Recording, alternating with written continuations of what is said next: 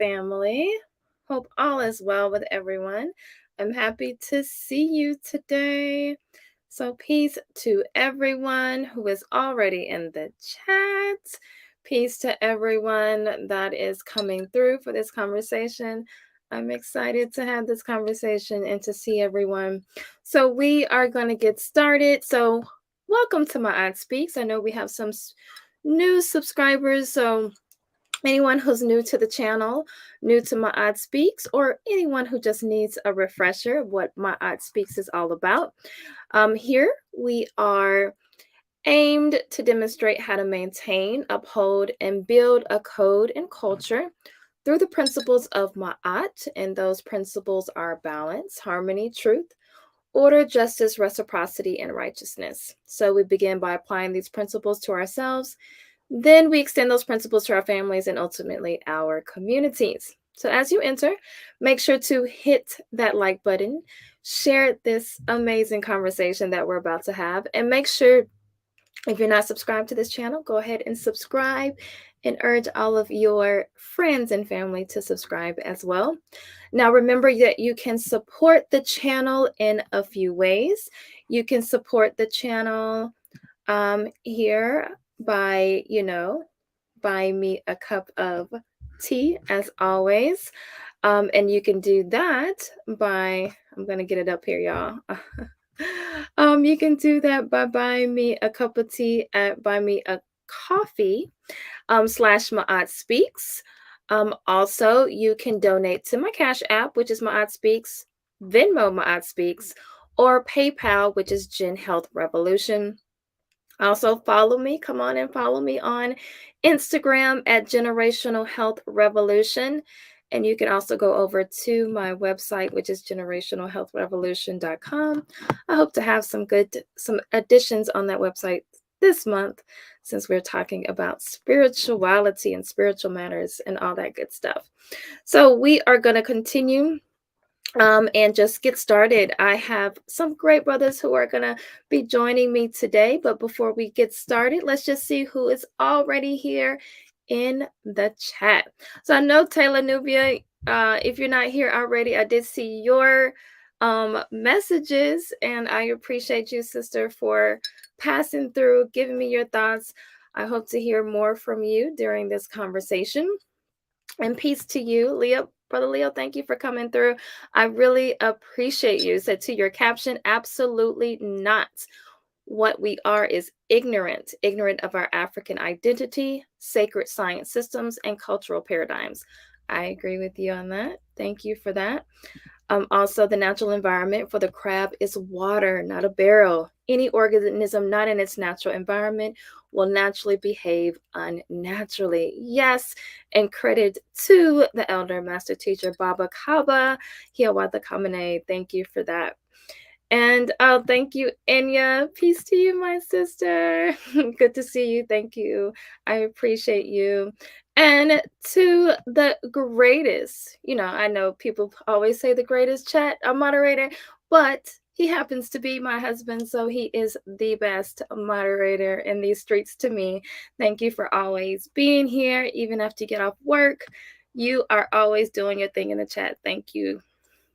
And we have Cheryl. Peace to you. Oh, thank you. Peace and blessings to you as well.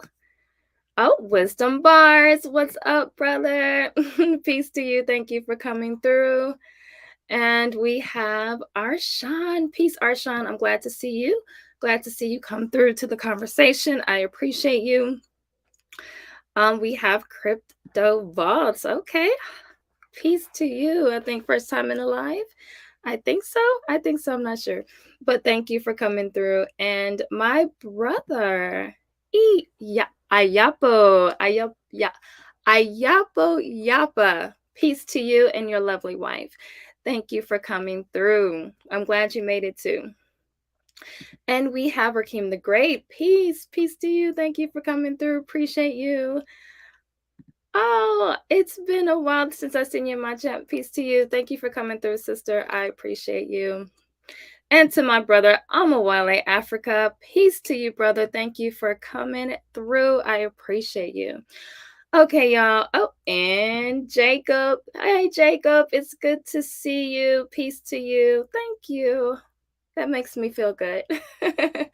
Thank you. I appreciate you. Okay, y'all. I'm so glad to see everyone already here in the chat, ready to get started. I think this is going to be a fantastic conversation, and I have another fantastic conversation next week that I'm pretty excited about too.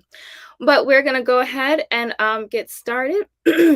So, as you know, you saw the thumbnail, Hebrews to Negroes, and we're gonna be talking about are Black people cursed? So, before we do that, I do want to let's see. I want to go ahead and just remember, I like to always say this before the conversations, before we get deep into conversation, prepare to open your minds. We have been given that filter. A lot of us, whether we want to believe it or not, we have a level of programming that we have to get through, and several layers of programming that we have to get through. So, I started this channel so that we can heal ourselves, name ourselves in a way that is native to who we are. And I just want us to be able to build with one another. We start with self. We have to build ourselves, then our families, and ultimately our community, so that we can create a world that our children and future generations do not need to heal from. So, as you know, we're going to be we've been taking a deep dive into spiritual discussions, and that will probably creep over a little bit into December as well, because I have an amazing elder who will be coming next month. But we're going to continue to have these conversations. I think it's important to us because one of the things that divide us the most within our community is spirituality or religion. It's hard for us to navigate our relationships because we're constantly having these conversations, right? Whether you're Christian, whether you're spiritual, whatever it is, we have these conversations and it divides us, and then we're unable to build with one another because of that. So that's why I really want to make sure that we spend some time on spirituality this month. And at the end of this month, I will be sharing some of my story, how I've been navigating, how I navigated from religion, but I'll share that.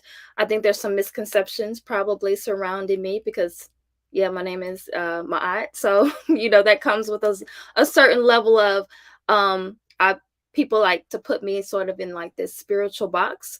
But I'll talk more about that at the end of the month. But anyway, I want to get the brothers on the platform here on the stage with me. Now, as you know, last month I talked a lot about celebrities, and I talked about how we worship celebrities a lot. So I am against the whole idea of constantly talking about celebrities, worshiping them. But I thought this conversation was important in the sense of what this means. And I think we're having several different conversations with the Kyrie Irving situation. We're not just having one conversation, it's several different conversations. So, anyway, I want to go ahead, bring the brothers onto the stage with me. Um, you know, he needs no introduction. He has been here several times. So we have my brother Imo Odo. Hey, Thank you. hotel. Peace, everybody. And then new brother who this is his first time coming. He also is a content creator. His channel is called Saved to Sane. So I want to welcome him to the platform. Peace to you. Hello, hello, hello, everyone. Okay, so before we get started, I just want you, Brother Willie, I would like for you to kind of tell us about what you do, what your platform is about. I know you also have a book, so if you can kind of tell us about that before we jump into the conversation. Okay, I appreciate it. First of all, let me do this. Let me apologize to you, Ma. I was getting you mixed up with a male my aunt that I know. Okay. So that's what I thought was going on. So I apologize. I am so sorry, but Oh no, I no, am honored to be on here and see that it's you, and you've had comments on my show before and everything. So I appreciate that. So I feel really bad. I was thinking the whole no, time it's it was okay. somebody else, but I'm good. So we're good. But yeah, but my name is Willie Cartwright. That's my name. But Save the Sane is my podcast, is my channel. You guys can check it out. Essentially, what it's about, it started off as me wanting to kind of talk about my deconversion from Christianity, which occurred back in 2015. Not only just Christianity, but religion in general, and the path and the journey that I went on, that I embarked upon. So it really talks about, my channel talks about religion, spirituality, where we are, how it affects the way we move, our thought process. It is not designed to, I'm not trying to convert or deconvert anyone. I think it's just a conversation. And I think that our people can benefit from being more analytical in our thinking about how we worship, whether you consider yourself religious, or atheist, whatever it is. I think there's that we need to have this open tent for all of us, regardless of where we come from, and have these discussions so we can better understand each other. And my book is From Saved to Sane, my journey away from Christianity and why Christianity has been detrimental to the African American community. It is available on Amazon. Willie O. Cartwright, that's me. It is available on Amazon. Or you can reach out to me if you want a signed copy. I can leave my Cash App information in it after we get through with this. But I am happy to be here and embark with and have these discussions. Thank you. Thank you. Thank you so much. And so it's safe to sane. So what are you saying there when you say from safe to sane? Like what does that mean? Well, you know, if those of you who've been in marketing business or anything like that, you gotta have something to get people's attention. Little Okay.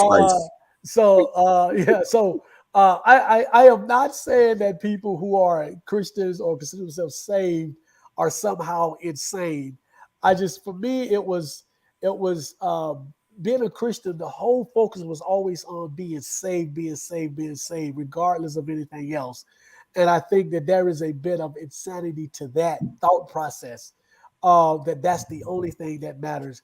And so when I deconverted and came out of it, it was almost like I was able to see things a lot more clear. So I Mhm. felt mentally sane about other aspects of my life and other things. So that's kind of where it came from. Then it was also a kind of play on words. So yeah. Yeah.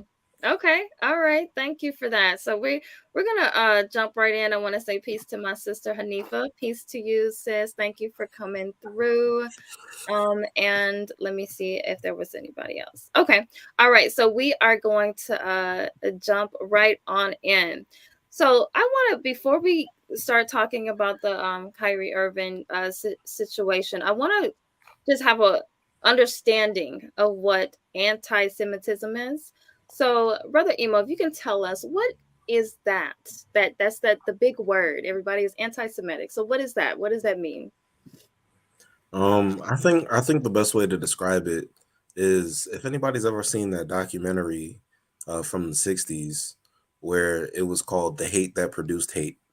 I don't know if you guys remember that documentary where they talked about the black Muslims and they talked about the Nation of Islam, and it Mm-hmm. was really like a white American mainstream documentary, basically talking about the movement of the Nation of Islam. You see, so they're basically talking about, why do they hate us? Mm-hmm. Here's why they hate us. You know, so I think since, let's say, maybe like into the policies of social integration were implemented in the 1960s. I Mm-hmm. think the way black nationalists or racial nationalists were maligned was basically by saying any conversation that's rigidly about a singular race is essentialist, it's hateful, it'll lead to violence, and by definition, Semitism or to be Semitic is to be of mixed ancestry or mixed cultures. So Mm-hmm. that's kind of what that means. So what happens is you have a population of Europeans who didn't historically have not belonged to a singular European nation, but they were traveling people and had many um, ethnic uh admixtures. So a lot of the time, when you think about anti-Semitism, you think about Adolf Hitler. Mm. And Adolf Hitler in the Holocaust basically tried to exterminate or purify the white race inside of Europe. And by doing that, he targeted Jews, but he targeted many other people. But he targeted Jews because Jews were people of mixed ancestry that could pass. Mhm. So, so Adolf Hitler didn't, and many of the other Nazis basically targeted Jews in order to purify or distance themselves from the darker races who were also living in Europe and other places at the time, traveling the world. So, in short, the way I'd explain anti-Semitism is basically uh, to basically the idea is that you are prejudiced against people of Jewish ancestry, or you prejudiced against people who identify as Semitic. And if we think about, I mean, we'll probably get further into what it means to be a Semite, because uh, that's not necessarily a particular ethnic group as Mhm. much as it's a linguistic category that many different ethnic groups throughout Europe and Asia and Africa have belonged to. So I hope I explained a bit or enough. Did I get to your Yeah. question? Yeah, that I know Hanifa is asking what is a Semite, right? Like, so what is that? So the way, so basically the idea, in medieval Europe, there was basically a rationale or a doctrine, a religious doctrine that Europeans used to rationalize why the white race should rule over the darker races of the world, and or of Europe or wherever. And basically they there's this myth, there's a mythology about the curse of Ham, where Mhm. basically because the biblical story of Noah, where he gets on the ark Mhm. and basically collects a different species from, or one representative from each species, basically his three sons, Japheth, Shem, and Ham, Mhm. were basically used as the models or the progenitors of the three different races in Europe, Asia, and Africa. Mhm. So the people of, so basically the sons of Japheth are Mhm. supposed to be the Aryan or white race. The Semites are supposed to be the mixed ancestry, the people like that, the Arabs, Mhm. so people of Western Asia. And the Hamites are supposed to be the people, the black skinned people of Africa. Mhm. But if you get into the whole thing with Ham, you start to realize that the concept of Ham and him being black, it doesn't necessarily connote him being an African. It kind of connotes him being uh more of a negation. I mean, so I have, Right. Right. but yeah, so those Because three. isn't that like like originally some people they reference it as like the curse being the blackness? Like, Yeah, so basically the if I was to paraphrase the myth, the idea is that uh the mythology goes that Noah basically in his drunkenness basically was looked at or acted upon by his son Ham. And for this act of violation or looking at him in his nudity, basically God cursed Ham's children mm, and cursed them with blackness and many other negative features of African people, or features that are ascribed to African people. Like African people can't, because you're black, you have an elongated penis and can't control yourself sexually, gotcha. or you have big eyes or big babbling lips. So it's Mhm. like a lot of these things. I have a quote here that I can share at some point, Okay. but yeah, basic to that point, it's basically a racial theology or a racial doctrine that's used to rationalize and order the hierarchy of European societies. Mhm. So basically, it's preordained that the sons of Ham will be the people at the bottom of society that are dependent on the other two, the children of the other two sons, Japheth and Shem. So basically, Europeans and Arabs have been prophesied to rule over the darker races of the world. So that's kind of how that's a generic explanation. Yeah, that's good, because I don't want to get too like far into that, because one thing that bothers me a little bit about, because I watched the documentary or whatever, so we're gonna get into that. But one of the things that bothers me is the whole idea of accepting accepting that accepting that that is who you are. You have to first you have to accept the story first. Yeah, you looking, if you're looking for your place in that story as an African Right. person, Exactly. then where are you gonna fit yourself? Where Right. you identify first? Right. So I'm gonna show a clip here, Dr. Amos Wilson, and to kind of get the basis of like what we're kind of like talking about here. So one moment, let me share that here. Stuff just got LID jammed up. All right, hold on, y'all. Let me present that here. Oh, let me go ahead and put my disclaimer first. So copyright, fair use for comment, news reporting, teaching, scholarship, education, and research. And okay, y'all, let me share that real quick.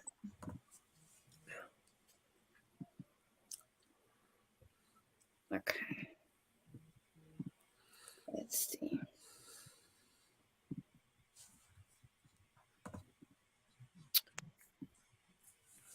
Okay. There we go. Anti-Semitism stuff just got LID jammed up. Oh yeah. People, at one point it's a. Uh-oh, y'all. I'm sorry. Another point it's a race. What's going on here? The thing that you have here, ladies and gentlemen, is a political strategy. And an economic what? Strategy. An instrument of what? Control. A means by which one can control the behavior of others. You can call it religion, ethnicity, anything you want to, but its ultimate reality is that it is used to do what? Control the behavior and perceptions of other people in the interest of the people who belong to that thing. That's all it is. And the first question you ask, and so the thing goes out, you're anti-Semitic. Now, it doesn't matter what you said, whether you told the truth or not the truth, or this or that, has nothing to do with that. Not at all. It has to do, now the next question you're going to ask is, oh, how can I not be anti-Semitic? Don't say this, don't say that, don't do this, don't do that, and then anti-Semitic. And so when you're striving to be what? Not anti-Semitic, you then what? Fall under the control of another people. Regardless as to whether they're right or wrong, or regardless of how unfair they are, as soon as you meet the requirements of not being called anti-Semitic, you're under control. And yet here's a people that's less than 3% of the American population, less than 1/10 of 1% of the world's population, who through the use of that term and through the throwing of that accusation can manipulate whole political and economic and social systems. And then they're the first ones to tell you that you shouldn't talk in terms of race. All right. Yeah, So when do mixed people ever want to talk about race? Right. So I know, Willie, you were talking about this you were talking about the situation on your channel. So like what do you think about what Dr. Amos was just saying about the whole idea of control, like, and the link between the Kyrie Irving situation and the idea of control? Well, I think first of all, we need to go back and understand the whole curse thing, that it's just not the people who've used it to oppress Black people, but it's also Black people who believe this as well, in in a lot of our churches. And I think secondly, my 40 plus years of being in the church and studying, my understanding of the curse is that it was actually Ham's son that was cursed, and Yeah, my not mistake. Ham. Yeah, it was Ham's son that was cursed, and not any other generations after that. So right off the top, we are, even as Black people, we are misinterpreting what's in the Bible, and that's even before we get to the legitimacy of the actual story. Because in order for this to be right, the story has to be real. So that's a whole nother conversation. But to answer your question, I think Brother Amos, Dr. Amos, I think he summed it up. And what I have been careful with, and usually I'm not careful, but what I have been careful when I've had these conversations is to try to have people sort of read between the lines and understand that this is about a larger issue. This is not Kyrie. This is to control a group of people, and to use Kyrie as a symbol of how a group of people is supposed to act and things that they can and cannot do. That is the larger message. And what you want to be able to do with where we are in this country, especially if you have a public persona or public profile, you have to set it in a way that people understand it, but yet it's not anti-Semitic, sort of say. I don't really have a problem with that. I just, I'm trying to be respectful, but it's just a matter of time before I throw all that out the window. But again, as African Americans in this country, we have to be aware of what's going on, as happening to us, with the larger picture. Um, as he said, here's a group of people who are able to dictate dictate what can be said, how it can be said, even almost to the point of being a thought police. You can't even think certain things without that word being thrown out. Now you are being anti-Semitic, and so I think we need to really take a look at that. And as I said on my channel prior to coming on here, my defense of Kyrie is because he's another Black man that I think is being treated unfairly based on what's going on. It has nothing to do with his beliefs. It has nothing to do with any of that. It's the fact that I don't think that the crime, whatever crime, again, that's another conversation if it was a crime committed. But whatever it is, I don't think that it fits the punishment. And I understand that the punishment is really symbolic and to show the rest of us, to tell us what we can and cannot do. And I think we need to be mindful of that. Because I know a lot of people are calling it buck breaking, right? Like that's that's a term that I've been seeing. Yeah. Yes. Go ahead. I was gonna say, to the point about control, I think when you begin to study the place of Europe and Asia and Africa and the larger scope of world history, you begin to understand that the boundaries between civilizations tend to be defined by religion. So the Abrahamic religions in many ways are basically the markers for the beginning and end of European and Asian civilization. So the thing is, when African people think freely or think beyond the ways or the culture of Western European or Arabian society, they were cast as infidels and heathens, and that was the rationale to enslave African people. You see, so I think when Kyrie, excuse me, I think from what I saw of Kyrie Irving, I felt as though he's on a quest. He's searching. He's learning more, and he spoke on a subject that is volatile because of the contemporary context of who's in power and which places in the world.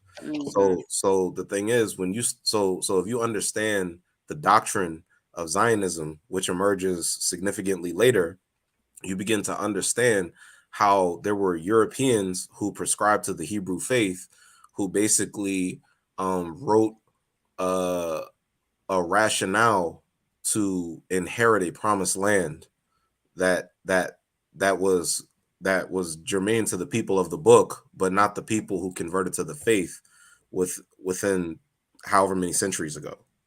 So I think that's why, like, when we're talking about Europeans, oftentimes people don't understand that a Jew is not a race. You see, it's an ethnicity, but it's also a group of Europeans who prescribed to a particular religious doctrine. So I think, I don't think there's anything particularly special about Jews if you study the rest of Europe and European civilization and or European empires and how they relate to African people. I don't think there's anything special there. I mean, they're just another group of Europeans that enslave, abuse, and oppress African people. But for some reason, people have not necessarily engaged with the history in that way, because, again, if you begin to talk about how all white people are the same in the universities, then they call you an essentialist, which is a bad word, kind of like anti-Semitism. See, so they don't want that's what Yorugu. That's why I've actually, when Marimba Ani talks about the Asili of Europeans, she's talking about what unites Europeans. How are they all the same? So the way that they deal with that book in the universities is they just say, oh, that's an Afrocentric Bible. Ignore that one. You see, but so it's the same thing with Frances Welsing, where she comes up with her theory of color confrontation. They just say, oh, she's homophobic. Ignore that one. But nobody can debate or argue with her, because this white nationalist project in Western Asia called Israel is only 60 years old. So, I mean, you mean to tell me that, this ancient religion is something used by Europeans to colonize Western Asia? No, not quite. You see, it's not like that. But what it is you need to understand essentially how people use religious doctrines for political ends. I think that's important. Yeah. So there was peace to you, Snuggles. Appreciate you for being here, and peace to you, Jadorian. So there is, because you brought up a good point about the whole idea, because I think a lot of people get that confused, because we hear the term Jew as far as religion, then we hear it almost like they're trying to talk about like a race of people, whatever, and you talked about ethnicity, nationality. So I see Snuggles said that, can a Christian be a race according to what you all allow the word Jew to be turned into, and there's anything such as a Jew that looks like you all? So I think that the reasoning behind, and I understand that question, because if you turn one into one, then you can ultimately turn into another. So I think the emphasis is on Israel, right? Like it's you, in order to believe that you are a Jew, it means that it's the whole idea of coming from Israel. So is the fight then, because we have to believe in that, right? Like we have to believe as a people that we derive from Israel in order to believe in this whole idea of being a Hebrew Israelite or being Jewish and all this different kind of stuff, right? So the thing is then it goes to the fight, because what's in the documentary, what I noticed about in the documentary, the overall thing that I noticed was that it was a lot of emphasis on getting people to understand that the original Hebrews are not white skin, but that they were dark skin. So and that they could not. It was like, we want to show you how it's impossible for them to be white skin. So it was a lot of things where they were crossing different, it was a lot of stuff happening in the documentary. So with that, this whole idea of it being, how is it being deemed anti-Semitic based on that? Like, is it anti-Semitic? Go ahead. Well, I would say the truth of the truth of Zionism is that it's white nationalism. Okay. So because it's white nationalism and it's an imperial project, they're appropriating aspects of an ancient story Mm-hmm. to basically say that this is their history. I mean, this is the same kind of thing that Egyptologists do when they basically try to say that the Ptolemies are the Egyptians. You see, they try to ascribe the African history or the accomplishments and the achievements of African people to a different race of people. So they have a number of ways in scholarship and in explaining. These are ways to effectively write Africa out of history. So these are ways to basically situate Europeans as the progenitors of civilization, and also the only people who have a comprehensive, who actually have a historical place in the world. I mean, the this whole thing about Ham, the Hamitic curse, it actually influences so many of the European philosophers of the Enlightenment period. So many of these people with liberal ideologies and sorry, ideologies that develop out of the European Renaissance period are basically shaped by the scope of this prophecy, this racist mythology. Mm-hmm. So basically, you have George Hegel, who Kanye West had most of wearing a shirt of George Hegel like an idiot. Mm-hmm. And basically, George Hegel is basically one of the most influential Western intellectual leaders. He's the one who basically comes up with dialectical materialism, the master slave dialectic, the phenomenology of spirit. And basically, what he says in some of his lectures is basically because Africa is a stagnant, backward, um, basically because African people are savages, or black people who live in Africa are savages, they don't have the intellectual capacity to develop civilization or therein having history. So the way he explains Africa, he breaks Africa into three parts and says there's Egypt, there's North Africa, and Sub-Saharan Africa. So many people don't even realize that this Judeo-Christian model of interpreting the history of the world, it shapes a whole lot. And I don't think people are willing to reconcile or deal with that because they're still trying to remix European theories. They're trying to remix the ways of thinking and the epistemologies, the theories and ideologies, the religions that come from the people who enslaved and oppressed us and wrote us out of history. Mm-hmm. So this movie was, well, this documentary was made in 2018, right? So now it's a lot of uproar, right? Because Kyrie Irving tweeted it, and then a few days later, like the internet went crazy.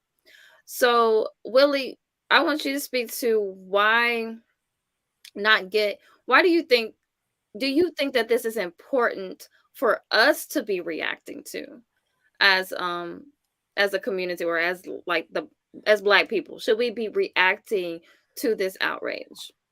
It's important for us to react to it because it's we need to always consider the larger picture.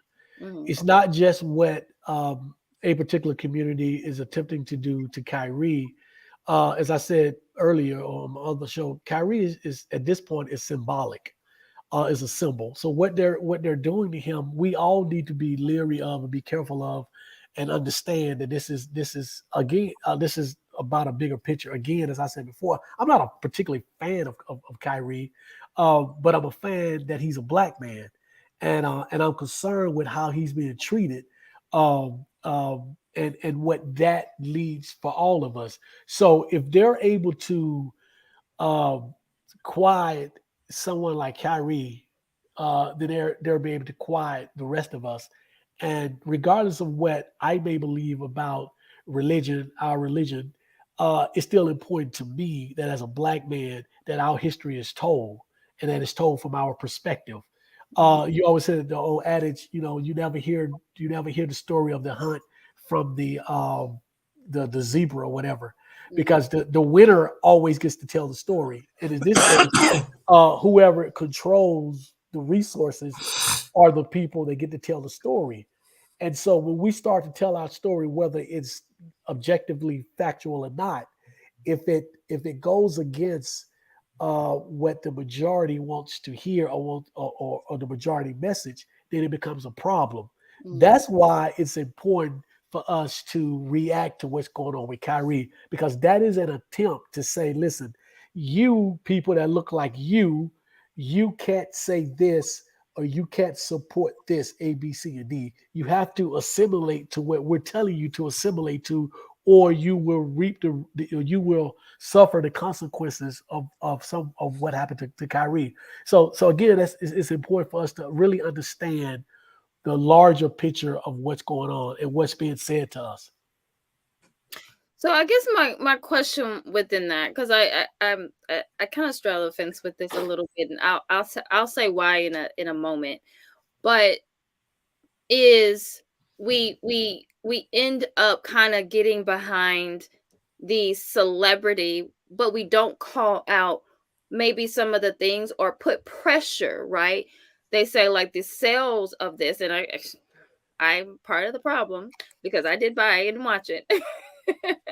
The sales of it did skyrocket, right? And so instead of calling out like the head Bezos, right?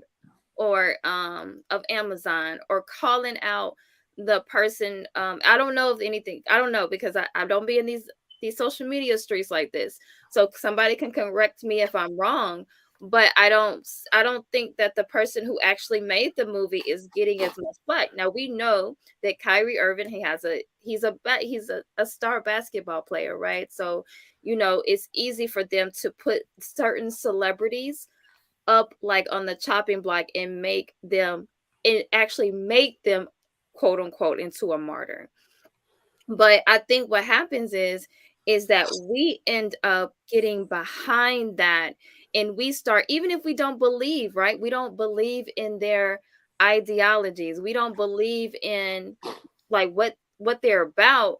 We kind of get behind that, and we're like, oh, we're making Kyrie Irving into this whole leader, right? Like he's a leader now, and so I guess help me to and anybody can kind of jump in here on this, but help me to understand why not even look at it on the other end, like saying, how about we put more energy into the whole idea of going after these other people who probably have more power, well, not probably, but have more power than a Kyrie Irving.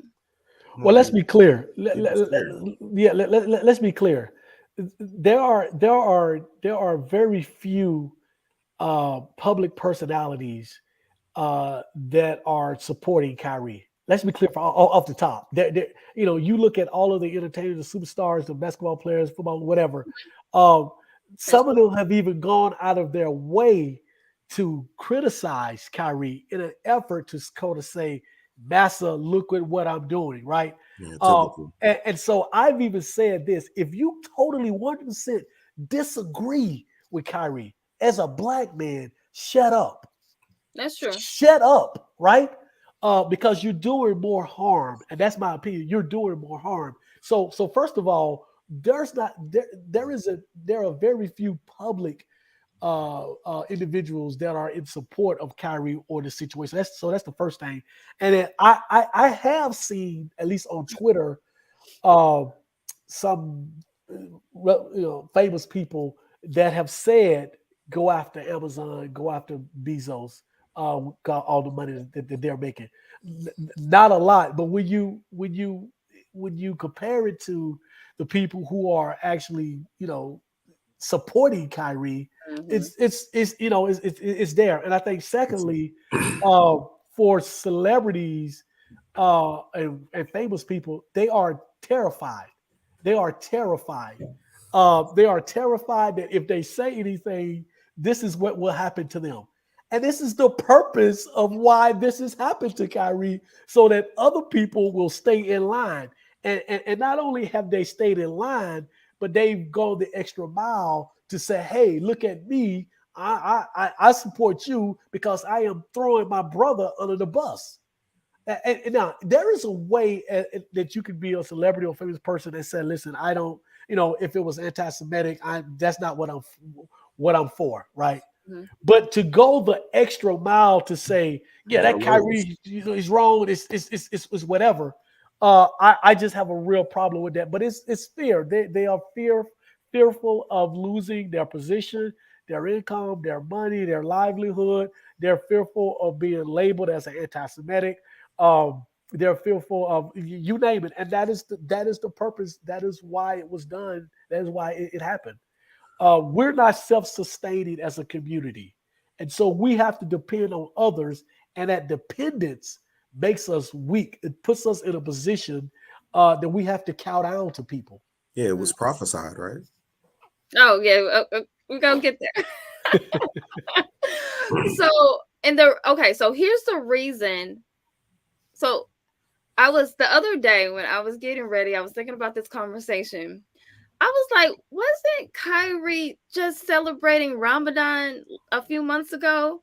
So I was kind of confused. So I was looking at this video, and so he was talking about like Kyrie Irving's spiritual progression, right? So 2019 he was a Christian. Then in 2020 he was, talking about he was indigenous, right? He was practicing his indigenous spirituality. I remember that. 2021, he became a Muslim, practicing Ramadan. That was a big deal. Everybody was talking about how he was fasting while, during the I think it was the playoffs, I believe. And then here 2022, he's a proud Hebrew Israelite. It reminds me of, like, how you see people's like personal life on social media, and they're like jumping from relationship to relationship. You be like, weren't you just with such and such? And then it's like until it gets serious, then there's some people who they don't show you their person until they're serious, like they're serious, like they're engaged or they're married. So it kind of reminds me of that. But I think that we all go down spiritual, our own spiritual paths.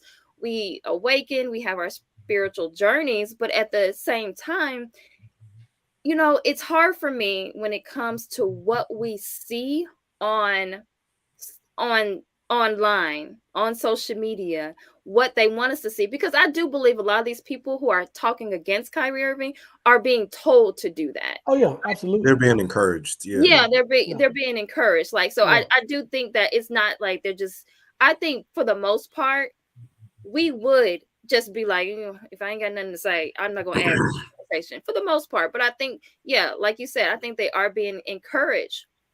But I think, can we look at this at this person who's kind of like maybe still trying to find his way?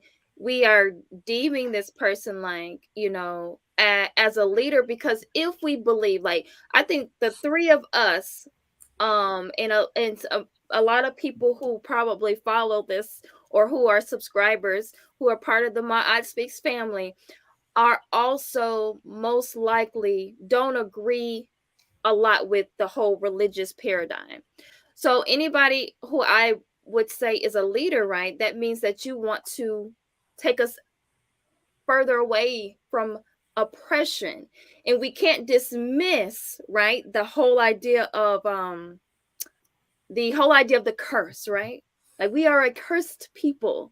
And so that to me is adding to the whole idea of kind of adding to the idea of oppression, and Well, you know in even this documentary, because I could probably do a whole live on the documentary because it was something. But I think that it's one of those things where I I I have a hard time. I understand. That's why I say we're having several different conversations at the same time. I understand the importance of understanding, like, the control mechanism, understanding that we don't have free speech. But then also, what is the other conversation that we should be having within this? Because what we're talking about is what? Aren't we talking like plantation behavior at this point? well, I think it's always, I think when you're talking about European or Arabian culture, you're always talking about plantations. But Mm, like, in my opinion, I think what many Black people, many African people, and many different ideological camps, I think colonialism has created ideological diversity among many African people. So I think many people would define oppression in very different ways. So to me, to be a Christian is to be oppressed. Like, but I know other people, and they would not understand it that way.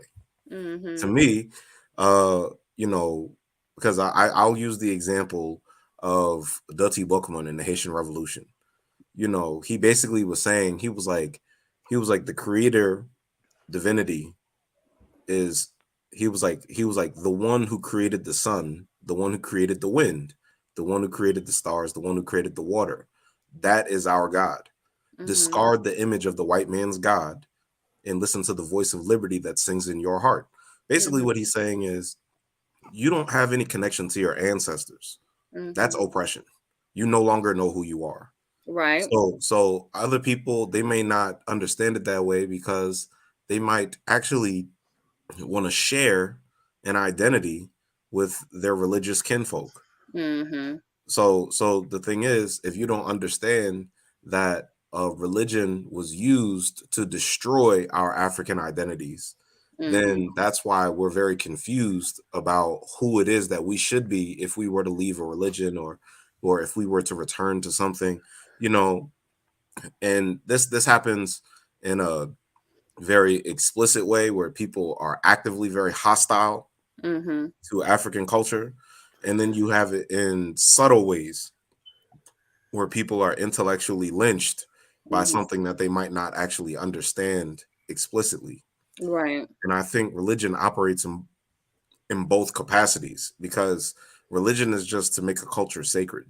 Mm-hmm. So if we're making European culture sacred, then that's why we're disparaging towards our own African culture.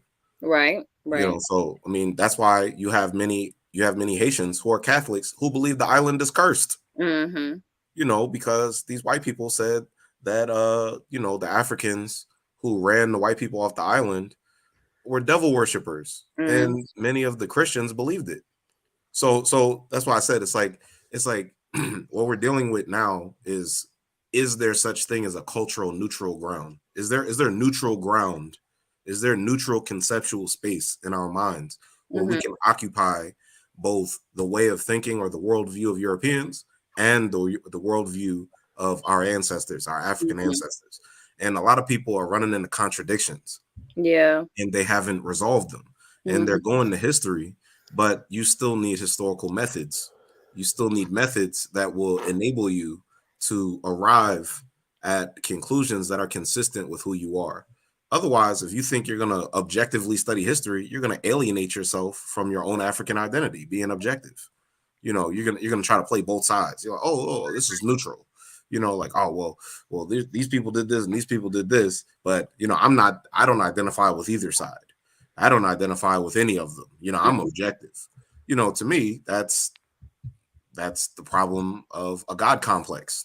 Yeah. I mean, Dr. Marimbani, she talked about the whole idea of objectivity, Yeah, right? Like, yeah. So, which to me um, is secular Christianity, but that's a conversation for another day. I got Eva, brother Ema, I called you my other day when you were on to, I think brother Omawale's uh panel. I called you my spirit animal because you just you, you be saying things I want to say. Yeah, I'm told I ain't got no cool, so. So Wisdom Bars, he said, I got a question for the panel. What is it about Christianity and Judaism that causes Black people to move how they do? Let me. So one of the reasons why I started my channel and why I'm doing what I'm doing in conjunction with some other stuff that I'm doing in this space in this field is because I felt that it was important for Black people to be able to think analytically about their faith and their religion. And I felt that if we were able to do that, then we could think analytically about everything else in our life. Because we are, as a group, as a collective, we tend to view everything through the prism of our faith and our religion more so than other groups of people. And so when you ask the question, what it is about Christianity and Judaism that causes Black people to move how they move, it is 400 plus years of indoctrination. It is downtrodden conversations that we've been taught to have with ourselves. It is the whole you are born wretched, you are born in sin. It is the depriving us of who we really are. The brother said it earlier. It is disconnecting us from our our ancestral our ancestors and our homeland. It is, for me, in my opinion, it is pretty much everything. It is the way we think. It causes us to think about things differently. I have a whole chapter about this whole turn the other cheek and our conscious or subconscious reverence for white people that is based in Christianity. That's what we get. Everything that we see from birth that is good is white, and everything that we see from birth that is bad is black. And we take that and become subconscious in our mind, even as adults. Is how we move, how we act. So for me, I left faith, religion, specifically Christianity, because I understood what it did to us. But it is so ingrained in us that it has become natural, and we don't know that we are ill. Those of us who are part of a religious community, most of us, we don't know that we are ill, and we're not aware of these things that religion has done to us, the way it makes us think, the way it makes us treat each other, the way it makes us feel about ourselves, the way it makes us elevate and show reverence to others outside of our community. All of that is a problem within our community, and there are many other things that go along in that. And I wrote about a lot of that in my book as well. Yeah, so the what I would add on to that is just I was having a conversation with my husband today, and we were talking about like respect and the whole idea of respect and disrespect. So there's a lot of times where we have an idea of who deserves our respect from a paradigm of just being indoctrinated into the system. So we don't even realize that we might be showing other people more respect and disrespecting someone else. So if you have an idea of who deserves your respect, such as because you've been indoctrinated into this Eurocentric white system, you believe that anyone that the closer proximity that they get to the person that or the thing that you worship, and no matter what people say, no matter what color you paint your deity, Yeah. if you say Jesus, you have a picture in mind, right? Like just like Sister Hanifa said in the chat, she said, if you say Jew, there's a certain picture that you have in your mind. And so, with that being said, there are certain words, and those are not just the only words. You can say certain things. You can say CEO. There's a certain picture that you have in your mind when you say CEO. So, all of these things we have to understand have to do with the way we move, how we interact with one another. And so, there's a certain level of even when something happens to someone, like let's say there's something happens to a Becky or whatever, and something happens to her. There's a certain level of how we move versus if it happens to a Tamika, So there's a certain, even when we hear certain words, certain names, those things cause us to react in a certain way. Sometimes it's just an energetic thing because you've been indoctrinated into this system for far too long. So you have to unlayer those things, and you have to be intentional every single day. We're not the only people who are Christians or who practice religion are not the only ones. We, as the woke folks, we also experience this. We're not far removed from it. We just are supposed to be more intentional with what we're doing. And a lot of times, like it's a lot of people who are still, this is a whole different conversation, but there are a lot of people who still hold on, even though that they are Pan-African, right? They still hold on to those Eurocentric patriarchal values. So we're just more of being intentional with the way that we move, but we all have to like really like daily unlayer that, because certain words give certain reactions, certain people give certain reactions. So uh Brother Emo, did you have anything to say to that? Yeah, I actually had a quote that when basically I was in my teacher, uh Dr. Amma Mazama. I was in her class at Temple, and she had an African religion class, and she said a very powerful quote she had an African religion class, and she defines religion, and she asked the class a question. She says, you know, what is sacredness? Like what does it mean to be sacred? And who decides what's sacred and what's not? And the answer is simple. She says people decide what's sacred. So people decide inside of their own culture what is to be associated with, you know, who they are in a larger context or in a more essential or natural context. And they make those things sacred. So I like the quote because I wrote it down. She said, sacredness is created by people. Religion is the deification of a people's culture so that a people can deify themselves. Every culture venerates its own ancestors when they have political clarity. Venerating the ancestors of your enemies deifies them and makes you their spiritual prisoner. So I thought that was powerful because effectively what the religions do to answer, I think it was Wisdom Bars, he had a question where he was like, well, what is it that the religion is doing to our people? What it is it's supplanting your spiritual genealogy to the ultimate origin of the universe.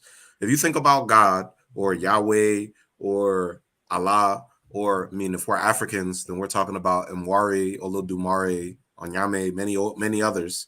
You know, the creator, the first divinity, the first one that created everything, is essentially your primordial ancestor. Basically, your parents that stand before time, before everything else that happened. So the only way that you would know who you are and how you got to where you are is ultimately through the people that have the closest relationship to that primary source, that where everybody comes from. So what Europeans and Arabs have done is they've situated themselves as our parents in a cosmic way. They've basically made the image of the creator divinity in their likeness, in their image, in our minds. So we automatically accept them as our parents, or we accept their authority. So that's really what it does. To me, religion creates a white validation syndrome. Basically, you know, I mean, and this plays out historically. I mean, look at Mansa Musa. You know, why if you have all of this gold, why are you gonna go to Mecca? Right. You in West Africa. You see? To me, like, people don't even ask that kind of question. They just say, oh, he was rich. Oh, he threw off the economies and all this. Nah, nah, nah. I was like, yeah, he gave away gold that wasn't his to give because he was beholden to Arabs. He basically he saw their ancestral lands as his holy or sacred land. And that's why he tried the pilgrimage there. So the thing is, it's like, if we don't understand our own history and culture, or if we don't understand ourselves to be sacred, then how do we know when we're misoriented and we're being pulled towards things that are alien to us? You know, we're being placed in orbit within a white world that was constructed to control us and the rest of the world. So, you know, what happens when African people have their own orbit? Well, that's what Haiti's all about. And that's why people, you know, write the history of different countries and places like that in such a way so that they can embed those Eurocentric or white ways of thinking into the narratives, so that way there is no fundamental rupture in the way that we think about the past. You know, they want to keep you boxed in. I think Sister Hanifa, she made a good point where she said Christianity even determines the way that people conceive of time. Yeah. You know, so when people talk about year zero, you know, right. You know, who's year zero? But nobody wants to be specific because, you know, they're trying to make religion this universalistic idea, which to me, if it's universalistic, it's imperial. You know, so yeah, I'm not gonna ramble, but those are some of my thoughts. Yeah. Go ahead. I was gonna say, and I think it's important on platforms like this that we have these discussions, because it's time that we do have these discussions, because there are people who have questions about these things, and have never gotten their questions answered. In the age of the internet now, we can see this information, and we need to to have platforms where we can address these things, whether you agree or not. At least get the information and do your own research. That is why I exist. That is why I'm doing what I'm doing. And so I get information. I give the information out to people, let them do the research, and then let them make their own decisions. But until we start getting the information unfiltered, unwhitewashed, until then, we're not going to be able to do what we need to do to do with it. So Right. absolutely. And I mean, even to that, right? There was, let me see if I can find it really quickly. There was a um something in the documentary. It was, let me see if I can find it really quickly. Um one moment here. Let me see. One moment.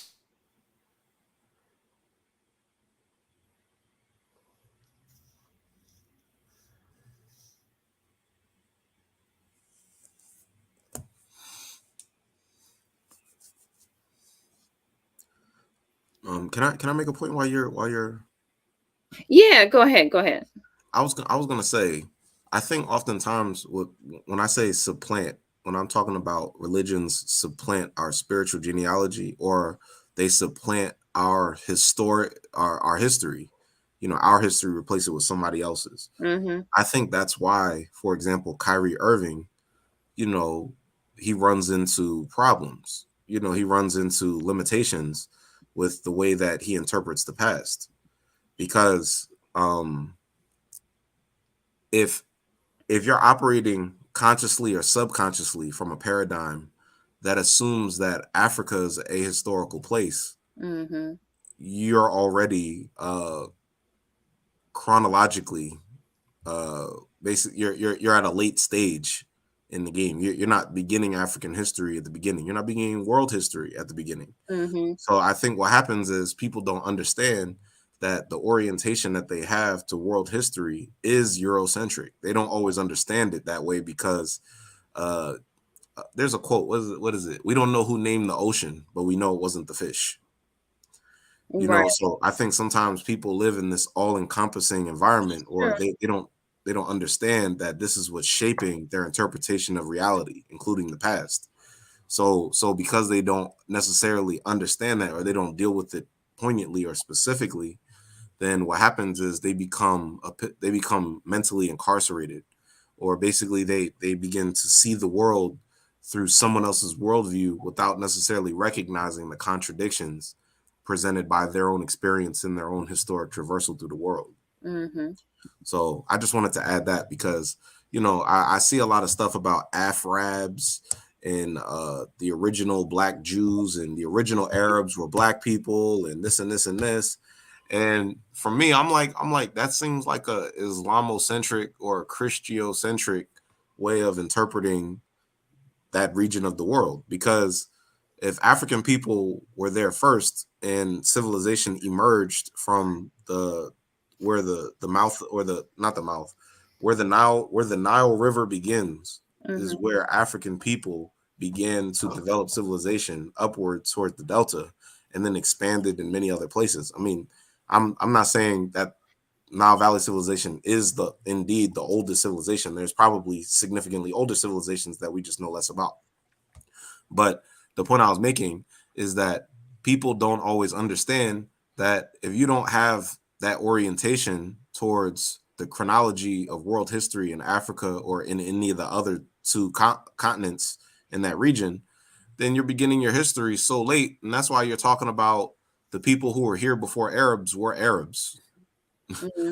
Like the people who were here before the Israelites were Israelites. Right. Well, we can agree that African people clearly were the first people to leave the African continent and traverse Mm. the other continents, Asia, Europe, and the Americas as well. But at the same time, does that make us Black versions of people who emerged later in world history? That's anachronistic. That's out of order. That doesn't make sense. But I hear it even from people who we call master teachers. I hear it from people who don't want to alienate very religious folks, because they'd rather soften the blow of the truth by coddling people in their confusion. So Yeah, and I think what we forget is that these religions were not indigenous to our people originally. no. I mean, we existed, thousands and thousands and tens of thousands of years before all of this developed, and so we even us as Black people become dismissive of our African indigenous cultures and spirituality, and want to grab on to someone else's and then flip it and say, well, we were first there. But what about what our ancestors did indigenously so again, his point is exactly, and that's the point, and we forget that. And I think, again, going back to the question, what's the harm, what harm has Christianity and Judaism done to us? Again, that's, as well as Islam, that's part of it. It makes us completely become dismissive of what our ancestors were and who they were and what they practiced and what they did, in an effort to join these other groups or faiths or whatever, and that's a problem. And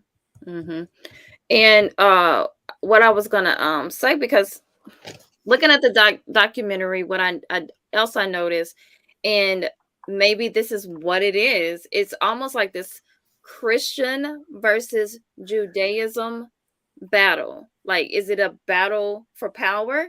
It's like, what is it? Because here's what was said. It was 23 minutes into the documentary. It said the Christian cannot read his Bible except through Jewish spectacles, and therefore reads it wrong. So as a result, Christians don't have God's word on a certain matter. They have the Jews' word. Judaism is not only the teaching of the synagogue, but also the doctrine of every Christian church in America. So, and that was said, it was supposedly said by Henry Ford, the International, in Volume 4 of the International Jew.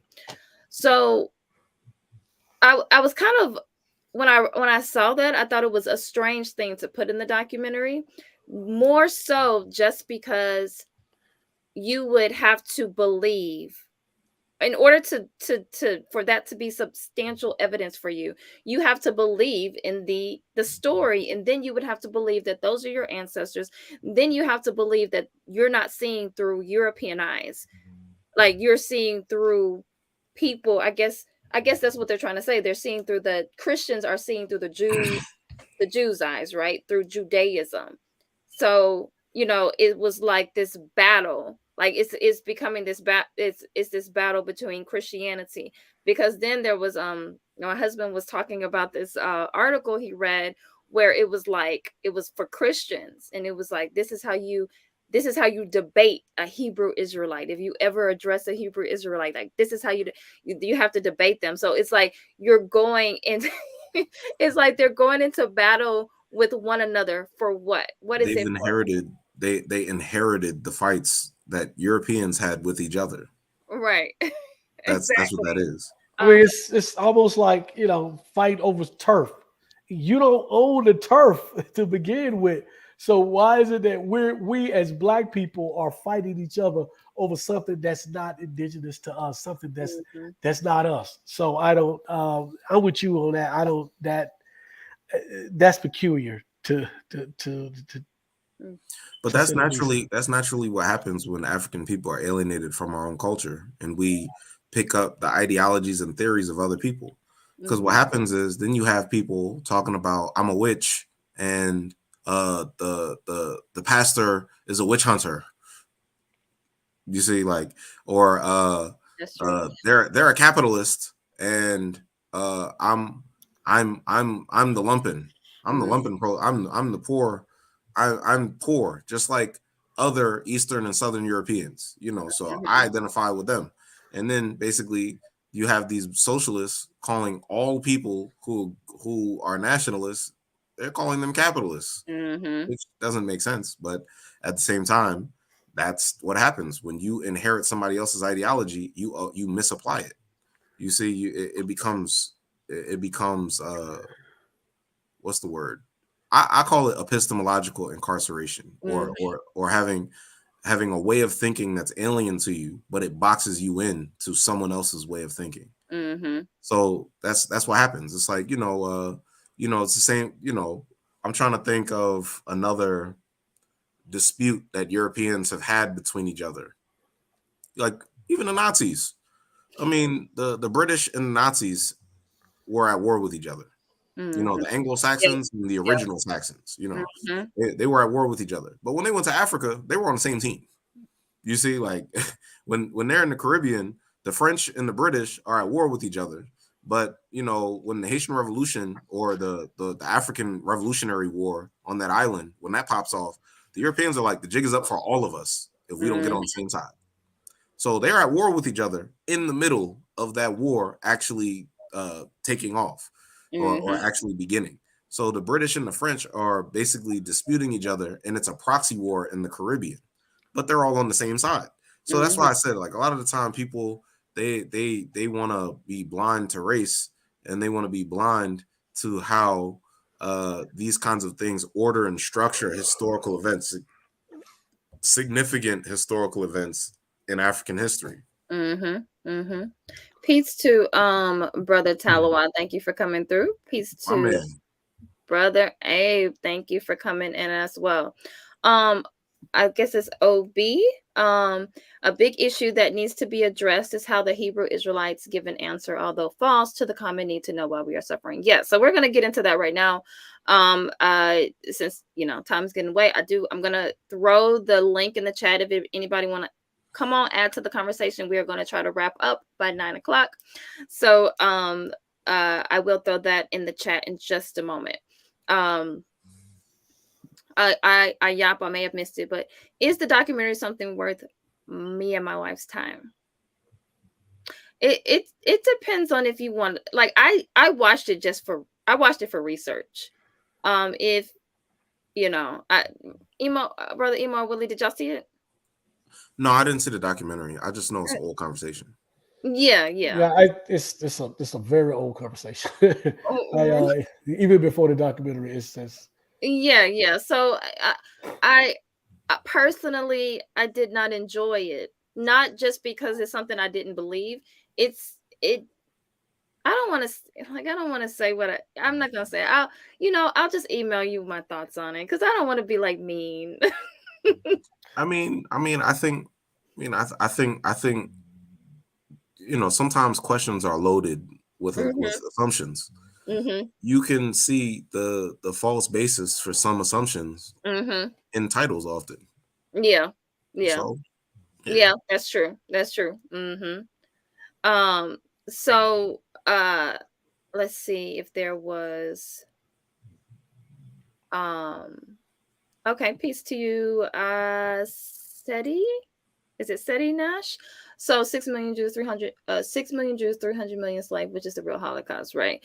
And in that particular documentary, they said nothing about like negating the Holocaust. So I'm not really sure, like they were, there was conversations being had, but they said nothing about that. It was really from the perspective of, I'm trying to show you why the real Israelites are black. That's really what the whole documentary was about. There are some things that I can see why they would be why they would be upset, but it was like, really, you're upset with that? That's no, whatever. they're upset that Kyrie Irving, one of the more noted basketball players in this country, basically questioned one of the core principles of their Zionist ideology. And that is the promised land.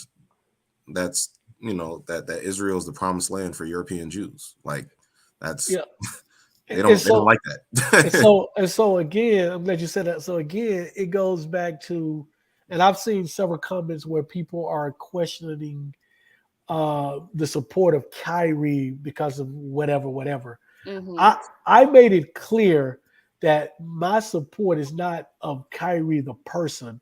It is what Kyrie symbolizes. It is who Kyrie is, and it is what and more importantly, it is what this system is trying to do to people that look like Kyrie, which is us. And I think that when you just focus on Kyrie the basketball player or Kyrie the personality, you miss that. It is very important that we as a community don't miss that point.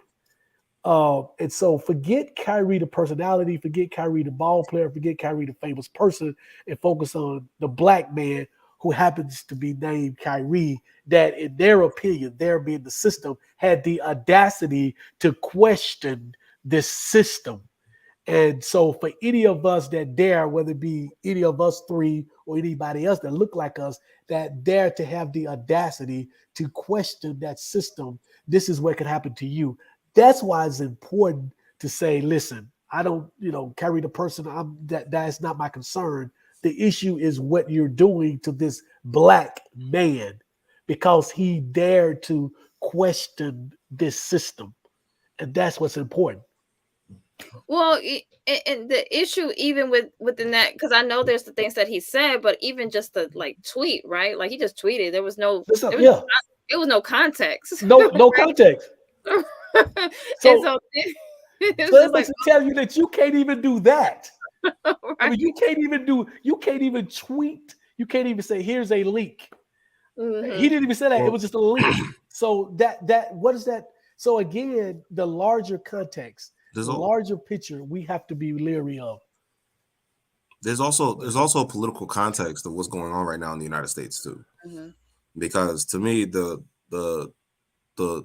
political dispute between Democrats and Republicans, in many ways, I might be generalizing, seems to me like a proxy war between globalists and nationalists, or Anglos and people and Zionists. You see, so to me, that's what really seems to be, the political backdrop right now. Because to the white people, they're in the middle of a civil war. That's how they're thinking. That's how a lot of these. Oh yeah. You see, so in the middle of a civil war, if somebody who's supposed to be your player, let's say it that way, that's how the owners would probably think of Kyrie Irving. Your player is running amok in the midst of our political conflict or dispute. So he's speaking on something that he ain't got no business speaking in. That's their attitude. You see, that's really what it is. The political backdrop behind it. I mean, because the Democrats are already pretty fragile when it comes to getting support from black men, from African men, and they're trying to position themselves to, I don't know, get more of us to go get your booty to the polls. Like that's what they're trying to do. So Kyrie Irving asking these kinds of questions is going to make other people. It may bear ramifications. It may have implications for other questions, like who's in the leadership of the Democratic Party. Right. You see, like those kinds of questions are not questions that are commonly confronted, especially in the public sphere. So even I think even if it's incidentally or it's haphazard or it's not intentional, Kyrie Irving in some ways is speaking to something that, like we already said, is an older conversation. It's an older dispute. I mean, that's why Khalid Muhammad got in trouble. That's why Tony Martin, he got in trouble because he dared to call out the communists who were fighting for the hearts and minds of black people that Marcus Garvey was organizing. He basically connected these communists to the history of Jewish enslavement in the United States. So how dare you lampoon our leftist ideology and the white benevolent benefactors who basically controlled the Negroes who deported Marcus Garvey or fought to get Marcus Garvey deported. That's what's going on here. It's like, if you start going in on the, if I think it's low hanging fruit for people to say, oh, I don't like white conservatives, because they're openly bigoted, they're white nationalists. It's easy, it's low hanging fruit. But very few people have the courage to actually even deal with the problem of benevolent racism or white liberals exploiting African people. People don't want to deal with that because of their integrationist orientation. So the thing is, the idea of African self-reliance is always a problem when Europeans need you to be dependent on them for them to get whatever they're doing going. They need you. They need you to be the bodies They need you to be the fodder, so that you can be the collateral, but they can be the intellects. They can be the intellectual ideas and move everybody like puppeteers. So when you start to question their ideologies and you start to question the leadership, the ideological masters, as Chancellor Williams called them, then that's when you start to get into hot water with a lot of these Negroes who are beholden to their benevolent white allies. You see? And Abe made a good point here. He said, let's not forget a few years ago, Kyrie led the charge for players to start their own league. 98% of team owners in the league are Jewish. They did not forget. That's a good point, Abe. So what you said reminds me of something. Fair use, everyone. Fair use. I'm going to share something really quick because I think that this is an important part that was put in the documentary. So again, fair use. I'm not going to have the sound on because they be trying to get you on these copyrights. So I'm going to just show it and I'll just read it to y'all real quick. Okay, so it says at first. Oh yeah, I don't think they want to let me show it. At first, let me see. Can y'all see that? Okay. I can see it. Yeah, okay. See it. At first, by controlling the banking system, we were able. Yo, they don't want to let me show it.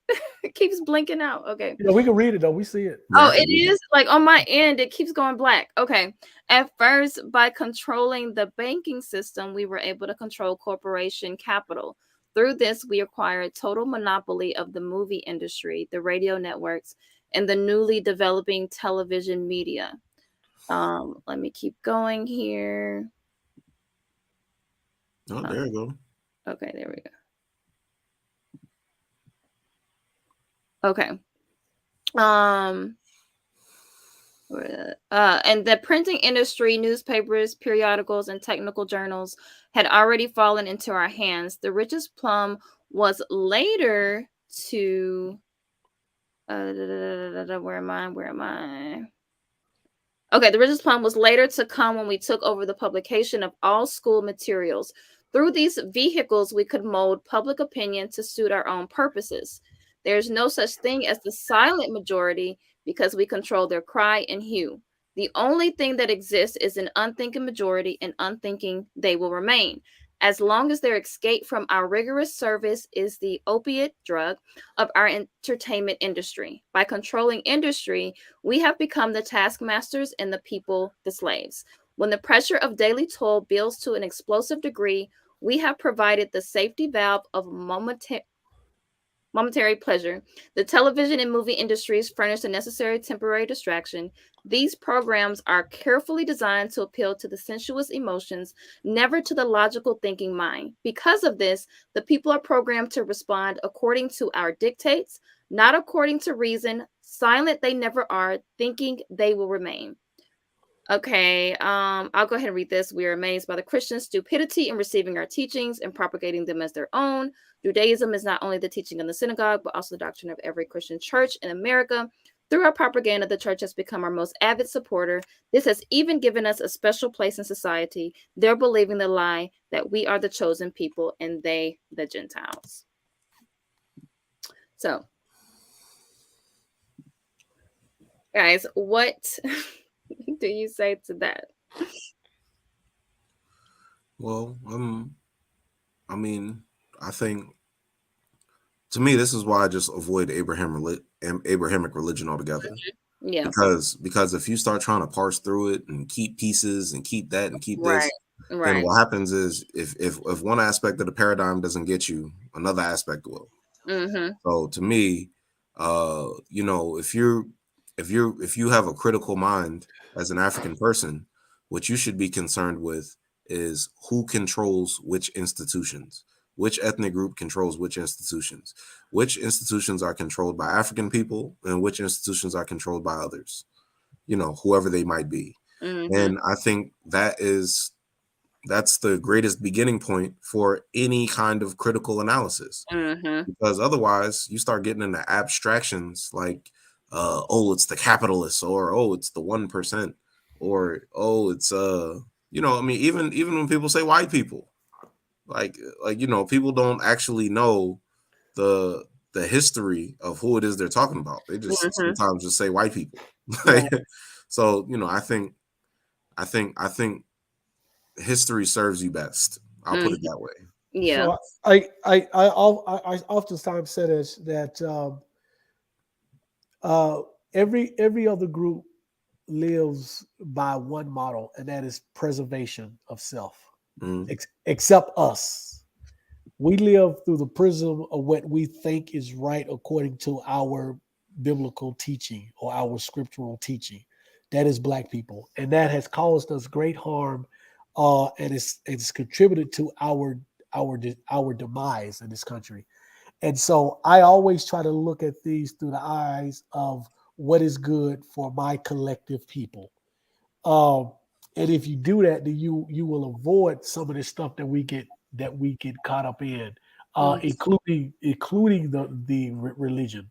The religion is remember this. Always remember this. Christianity is the religious arm of white supremacy.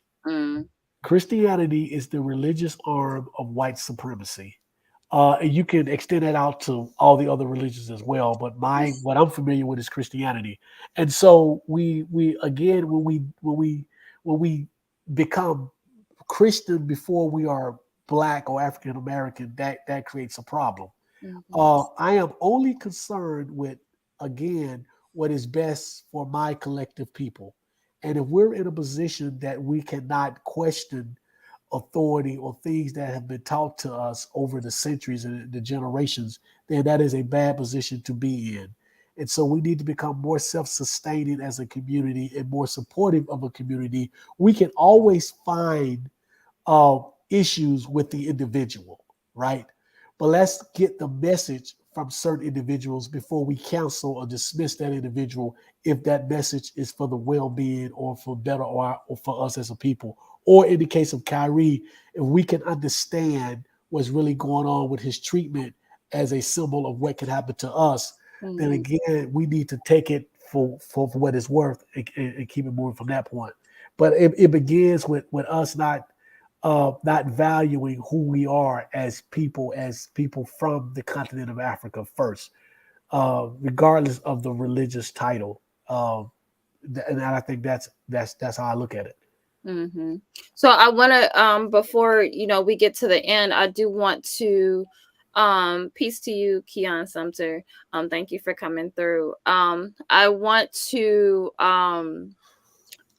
talk about that whole idea of curse, right? Like, because we're a cursed people according to this, right? So I think that's why I say we are having several different conversations at one time, because why the idea of understanding understanding what's happening to Kyrie Irving in the spotlight, like what's happening to him, how that can affect us. We also have to understand also the other side and what is being pushed to us, because he has a big platform. A lot of people go, like, for when we, as in our household, we preach to our children to always look at you don't just look at things just purely for entertainment. You're looking at things for to be able to dissect and see different things in there, also understanding that most things that are put out there is propaganda, right? So and so I guess one of the things is, should we even have an issue with what's being pushed to us? So let's talk about this idea of even the whole idea of the curse, because that is what I had on the thumbnail, like, are Black people cursed? So so the curse, according to what is being said by Hebrew Israelites, is that we broke a covenant, right? So that is why we have so many disparities in our communities. That's why slavery, all of these different things have occurred in our communities, and why we still are where we are today is because of this whole idea of the curse. And so the curse is linked to disobedience, which means that we were to be scattered among the nations of the earth. And I do see someone. I do see you in the back. I'll let you up in just a moment. Let me finish my my thought here. But let's see. I wanted to share the where that's coming from. So let me share that here. I thought I already had it up, but here we go. Let's see. Here we go. Okay, so we have Deuteronomy 28, and so a lot of things. It was very in the documentary. It was emphasized the last one, right? So the whole chapter it talks about in Deuteronomy 28. But 68 is where it says the Lord will send you back in ships to Egypt on a journey. I said you should never make again. Let me make sure. Can y'all see that? It's very small. Let's see. Let me make it bigger. All right. Uh-oh. Okay. The Lord will send you back in ships to Egypt on a journey I said you should never make again. There you will offer yourselves for sale to your enemies as male and female slaves, but no one will buy you. Okay, let me take that down.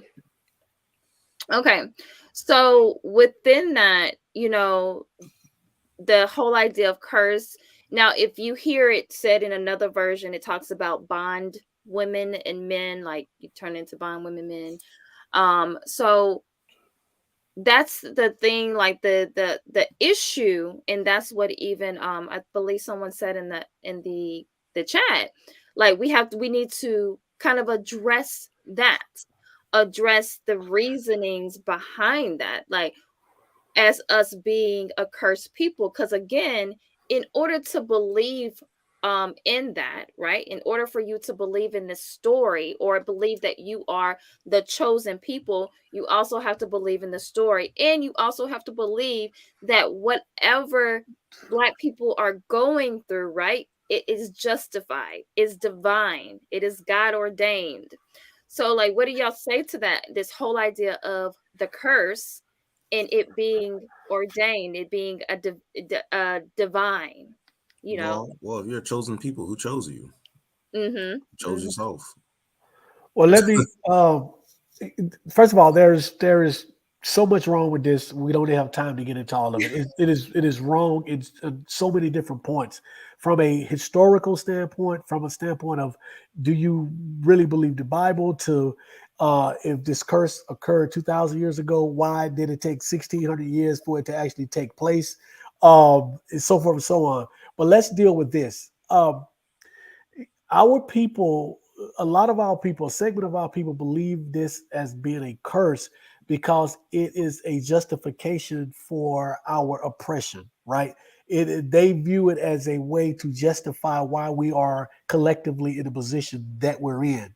That is called, there is a word for that, there is a phrase for that. It is called Black liberation theology. If you're not familiar with Dr. James Cone, then he has several, he's passed away now, but he had several books that talked about our acceptance of suffering, even to the point of our being desirous of suffering, because it puts us closer to Jesus, because now we have Black people believe that they have a shared suffrage with Jesus Christ, right? And so it is completely mental slavery, but it is one of those things that we as a collective have done to sort of deal with what has happened to us over the years.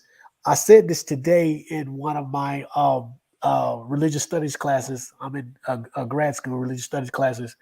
I said a lot of us are sick and we don't know that we're sick. And this is an example of it. To be desirous and willing to suffer because it thinks you feel like you're closer to Jesus. Again, that's where a lot of this comes from. This is why a lot of this is still prevalent in our community, because we have no other way to justify the atrocities that our people have suffered over the years. This is our way of trying to deal with where it must be divinely inspired. That makes us closer to God. We must be special. We don't understand that this is a sickness that we have as a collective community that we need to get rid of. And you start by getting rid of where this stemmed from, the origins of where this came from. And so that's kind of the quick and dirty version of it, without going into a whole lot of detail about the historicity of it, the actual objective evidence behind it, because it's nothing. The way it's been interpreted. So there's a whole lot of other issues, but I thought that was the most important issue: is why is it still prevalent in our communities? Why is it still a permanent, a prominent part of how many of us believe, and why we believe that? Mm-hmm. And even the different tribes, right?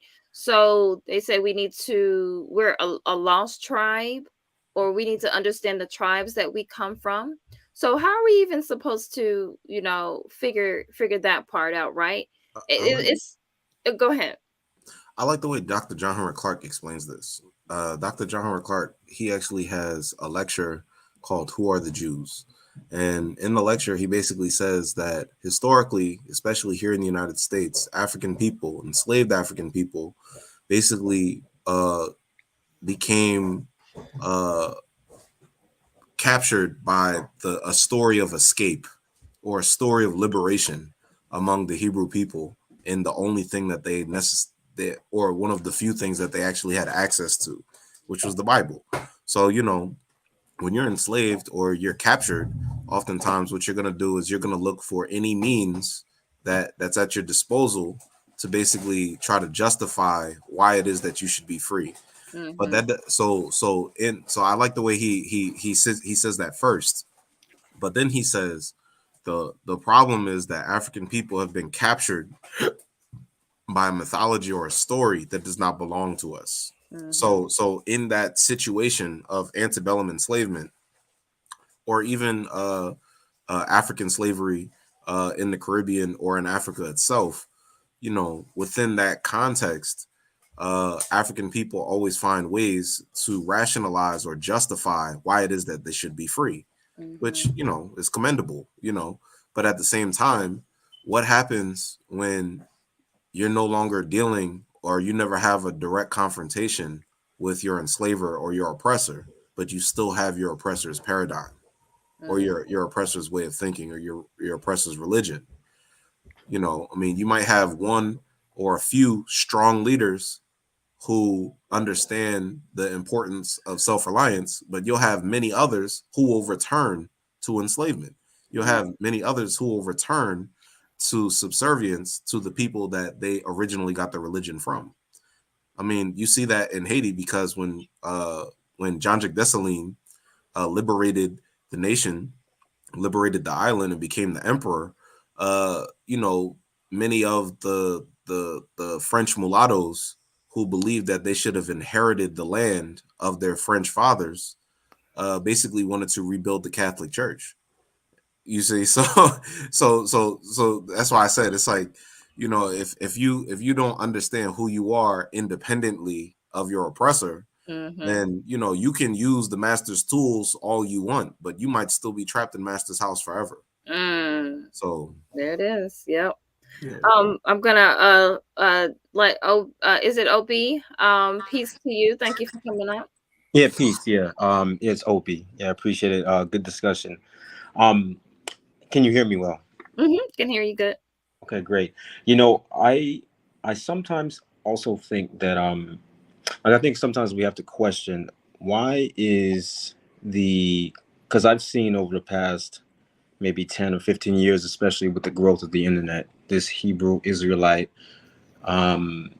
movement grow. And I think what a core thing is not just a religion thing, but it's a deeper thing where we have an idea in our community that there's something inherently wrong with Black people. And I think that it manifests in many different narratives in our community. And so some people say, oh, what's wrong with us is that we're cursed. As what I think is that the mass or the mainstream mass of our people will the way that they live their life and think, they don't have these discussions that we're having. So we're under the assumption that they're not they don't have certain ideas about Black people in general. But I think there's a idea amongst the mass of us in some capacity that there's something wrong with us. And then you have a fringe group that says we're cursed. And then you have other narratives that, oh, we need to be away from the mass of Black people because they're ghetto or they're dangerous. Or then some people will have an aversion to African history. So I think sometimes it's not really the focus or emphasis on religion. I think the deeper motivation to get into these movements or believe these things is that the core idea is that there's something wrong with Black people, and that we are in the position we are in because there's something negative about us, whether it's that God doesn't love us, or whether it's that we look wrong and we had a bad culture in the past, or that our history is absent, there's no history, or we had a bad history, or we're all of these things. So it's throughout our interaction with other people, especially in this system now, we've been inculcated with this idea that something's wrong with Black people. And then it's apparent in the narratives in all different communities that we have in our community. There's always some idea that there's something wrong with us, hence the social issues, hence a curse, hence African history's a negative history. That's kind of how I see it. Yeah, people need to rationalize what they believe often, and unfortunately, they get rationalizations or they get the logic from other people. Well, I think also, unfortunately, religion is one of the things that we don't think critically about. It's ingrained in us from birth. We do it because our parents and grandparents or the community that we live in, or because we live, because we live in a certain country or whatever. And so, again, my whole purpose when I started this journey, 8 years ago, was to try to get my people to think critically about their faith and their religion, because I thought that it was that important. And to the point about thinking critically, this is why religion is dogmatic, because dogmas make it so you can't think your way out of what it is that you believe.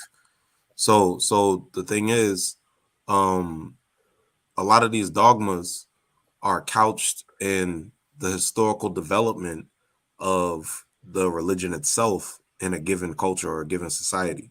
So a lot of the time, that's why I think it's just important for people to understand, if you, for example, like you have Protestant Christians who argue with Catholic Christians. Which one of you is a Roman and which one of you is a German? You see, like, so the thing is, it's like people don't understand that these you have to understand that all ideas develop throughout history. They develop through history. No idea is just neutral or just falls from the sky and then people just start to believe it. There's a historical relationship between when certain people have one idea versus when people have another idea. So I think that's called analytic philosophy. I think that's what the white people call it in universities. They call it analytic philosophy. But like, to me, that's just the way you should think. You should think about your cultural origin, and then you should think about how what it is you're looking at fits into or is reflective of the culture you're studying. But I mean, in logic, right, is deemed disrespectful to. I saw something on the church one time, like to that, like it's deemed disrespectful to even question it's or to even heresy. think, right, to think Yeah, logically, right? Like you're supposed to have blind faith, you it's know. secular. Well, religion has built-in mechanisms that keep you from thinking critically. Hmm. That's part of the whole programming. Yeah, in seminary Uh, they give you a class called apologetics.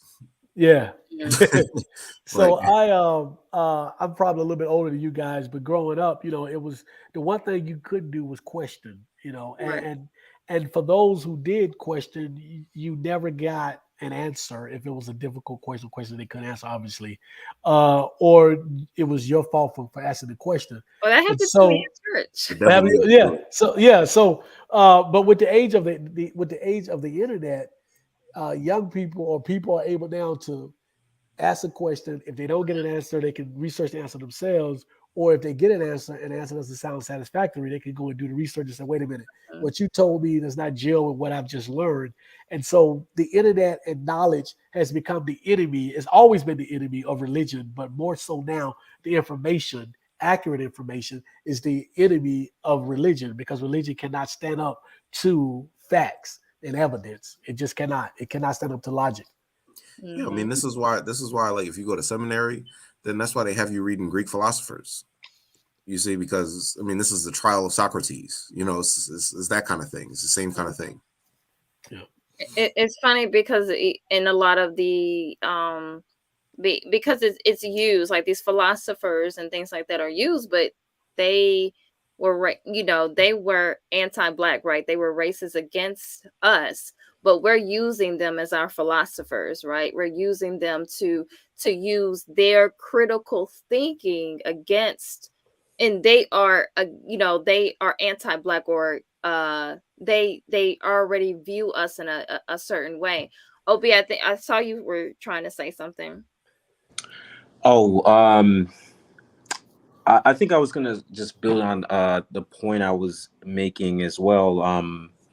I think also when you take I think the one of the hardest and most revolutionary things to do is to say that there is not something wrong with us. That although we were, you know, attacked and enslaved by other people, that our cultures originally did not have a fault in them, that there's nothing wrong with being black, or that we didn't do something wrong. And so that is such a it's when you look at the material reality that we're in, and then all of the narratives that outsiders have pushed in our community, is, I think, for the general person, it's very hard to accept that it's so much weight on the other side, on the side that says there's something wrong with us. So it's really hard for the mass to believe that there is nothing wrong with us. So I think one reason why we have in these such a low amount of people in these type of discussions, or a low amount of people who will reject religion, or reject a Hebrew Israelite, or a nativism, like we're Native American, or just, you know, go to a certain type of political ideology against us, is because it's so difficult with the weight of all the negativity and ideology against us. It's so difficult for the average person to believe, you know what, there really is nothing wrong with black people. We really are not cursed. We really are not evil or wrong because some people conquered us. And I think that's it's a very challenging thing to understand that. Because I think I step back and I say, why do so many people believe in a Hebrew Israelite ideology? Like, it's also attractive to some degree. And I think it's easy to also just denounce the Because I'm absurdness of unapologetically it. black. It's attractive to a lot of people. And I think this discussion and the way we think in this conversation is not as attractive, and the question is why. Well, you know, it is also linked to community, right? So we have to like that's a big thing where a lot of us, even if we start getting close to the truth, we don't want to depart from it. Well, we have fear, so fear is a big one, but then we also have community. So a lot of people, I know some people who have left because they became really spiritual, but they went back. Why? Because of the community aspect. You know, you lose when you start this spiritual journey. You lose your you can lose your family, you can lose your friends, you can lose the community, and that's what we strive for. As you know, as Black people, we love our community. Like, we love our gatherings, right? We love our quote unquote cookouts, and the church is one of the biggest places where that happens. Even to the point where it's, you know, causing heart disease, but that's a whole different conversation. Good point. But Yeah, I read about that as well. yeah, so Yeah. but you know, at the same time is also the fear. The fear is a big one. So I think we try to make sense what we've been talking about during this conversation, making sense of ourselves in this story, because at the end of the day, I don't want to go to hell, right? Like, I don't want, like, if Pascal's wager, right? If there's a hell that actually exists, I don't want to be a part of it. So let me find myself in it. So if I can find myself within this story, so that just in case, right? Just in case a hell exists, I won't find myself there. I like excuse me. I like the way Baba James Smalls, he says, knowing your history erases the mystery, or knowing history erases the mystery. So like, like with concepts like hell, I don't even think the Romans had hell. I think the Romans had purgatory. The Germans had hell.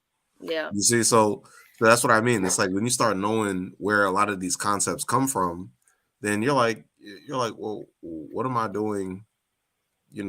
Looking for myself in German history.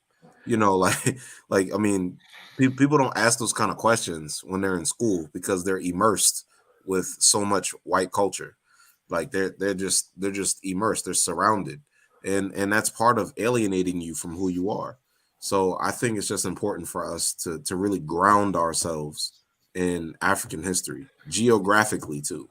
I think that's I am so I'll add this and then I have to go. I have to get out of here. Whenever I talk to someone who's embarking on this journey, the first thing I tell them is to do your research on the origins of the biblical hell, because as Maat said, fear, that's one of the biggest things that keeps us from embarking on this journey, many of us. And so once you do your history and understand that hell is not found in the Old Testament. Hell was not even a word. It was not even a word. Africans didn't even have a word for hell. And they understand where it came from, the origins of it, how it evolved and everything else. That's a good starting point.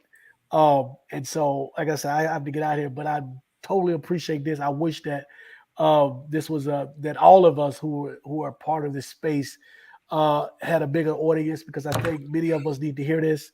I do know for a fact that there are younger people who are clamoring for this, want to have these discussions, want to ask these questions. They're looking at mom and dad and grandparents and saying, that's not the route that I want to go. Again, they're finding the information, which is the enemy of religion, and they're asking these questions and they're making their decisions. And so I think it is awesome. So again, Maat, I appreciate you for inviting me, brother. I'm glad that you were here. I appreciate the information.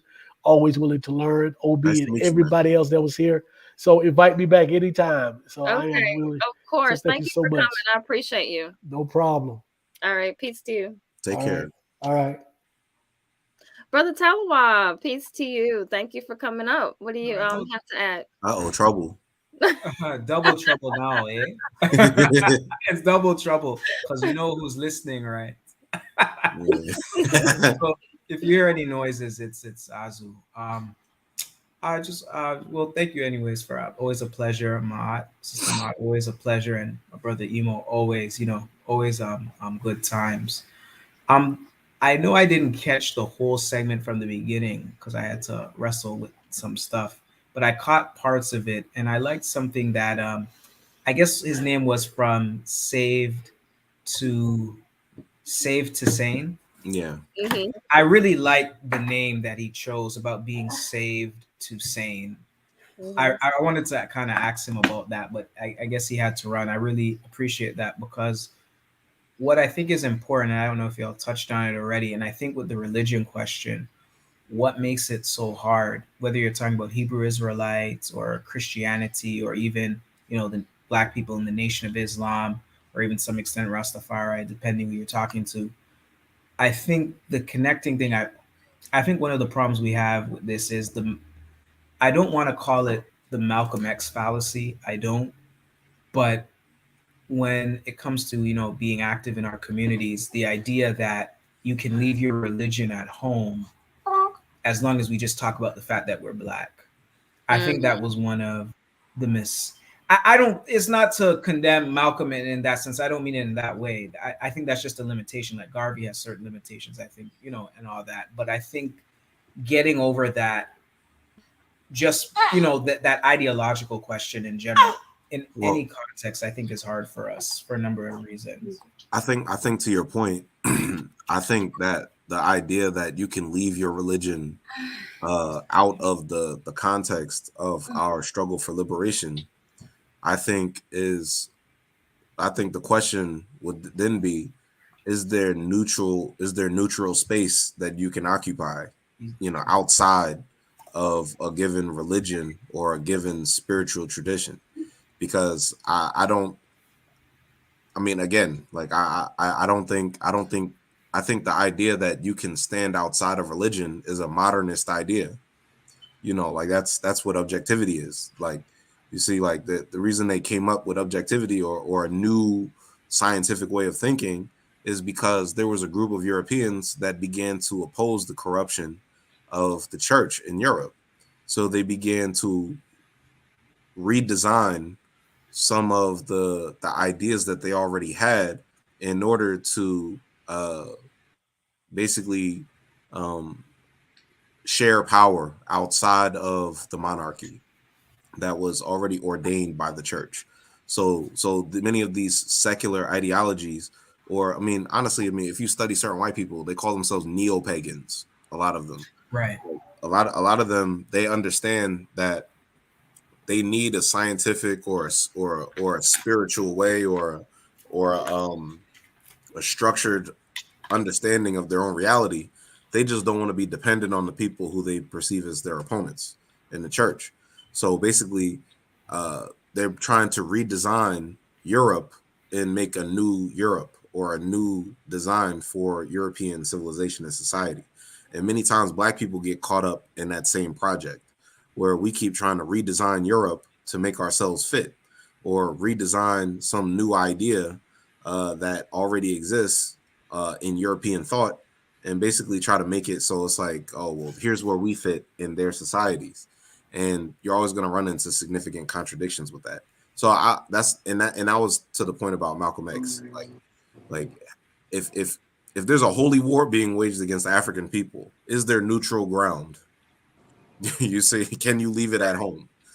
I also think it's a good question to consider, because we have had many people that we would see as leadership over the years debate, or we've had camps that said we all need to drop religion, and then we also have had camps where people have said we can coalesce together even though we have different religious values. So I think I I'm just curious what you guys think. Why do you think people who say we don't need to all change from religion, what do you think the aversion is to getting our people away from um, believing in these religions as well? Because I do think that is out there too. There's a lot of people who say we can work together. We don't all need to be non-Christian and non-Muslim. Like, what is it that they are seeing Y'all, that would y'all be an diving into obstacle? next week's conversation. Oh, okay. Yeah.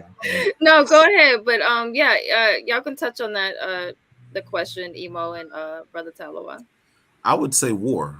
I think people don't understand that people who have different religions belong to different nations or empires. So when you defect from a religion, in some ways you're defecting from the boundaries of an empire or a nation.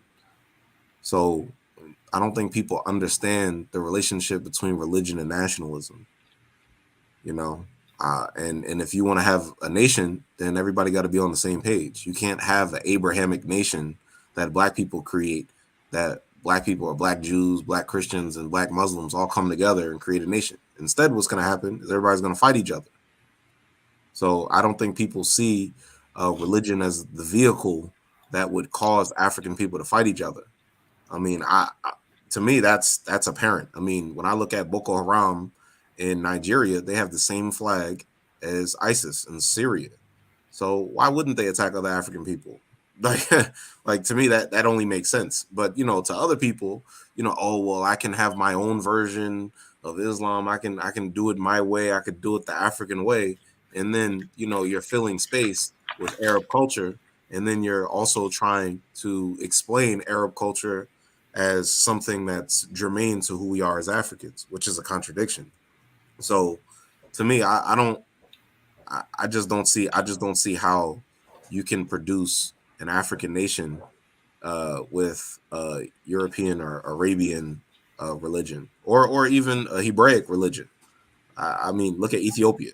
I mean, no, that's more of a historic conversation. But that's why I said I think history should be our guidepost when it comes to those kinds of questions, because those questions have been answered in the past.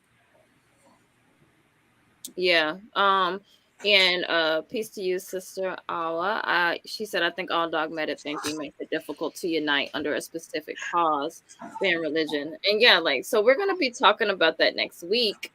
I invited a few brothers to come on to talk about if we can, like, if we can um unite considering different spiritual practices.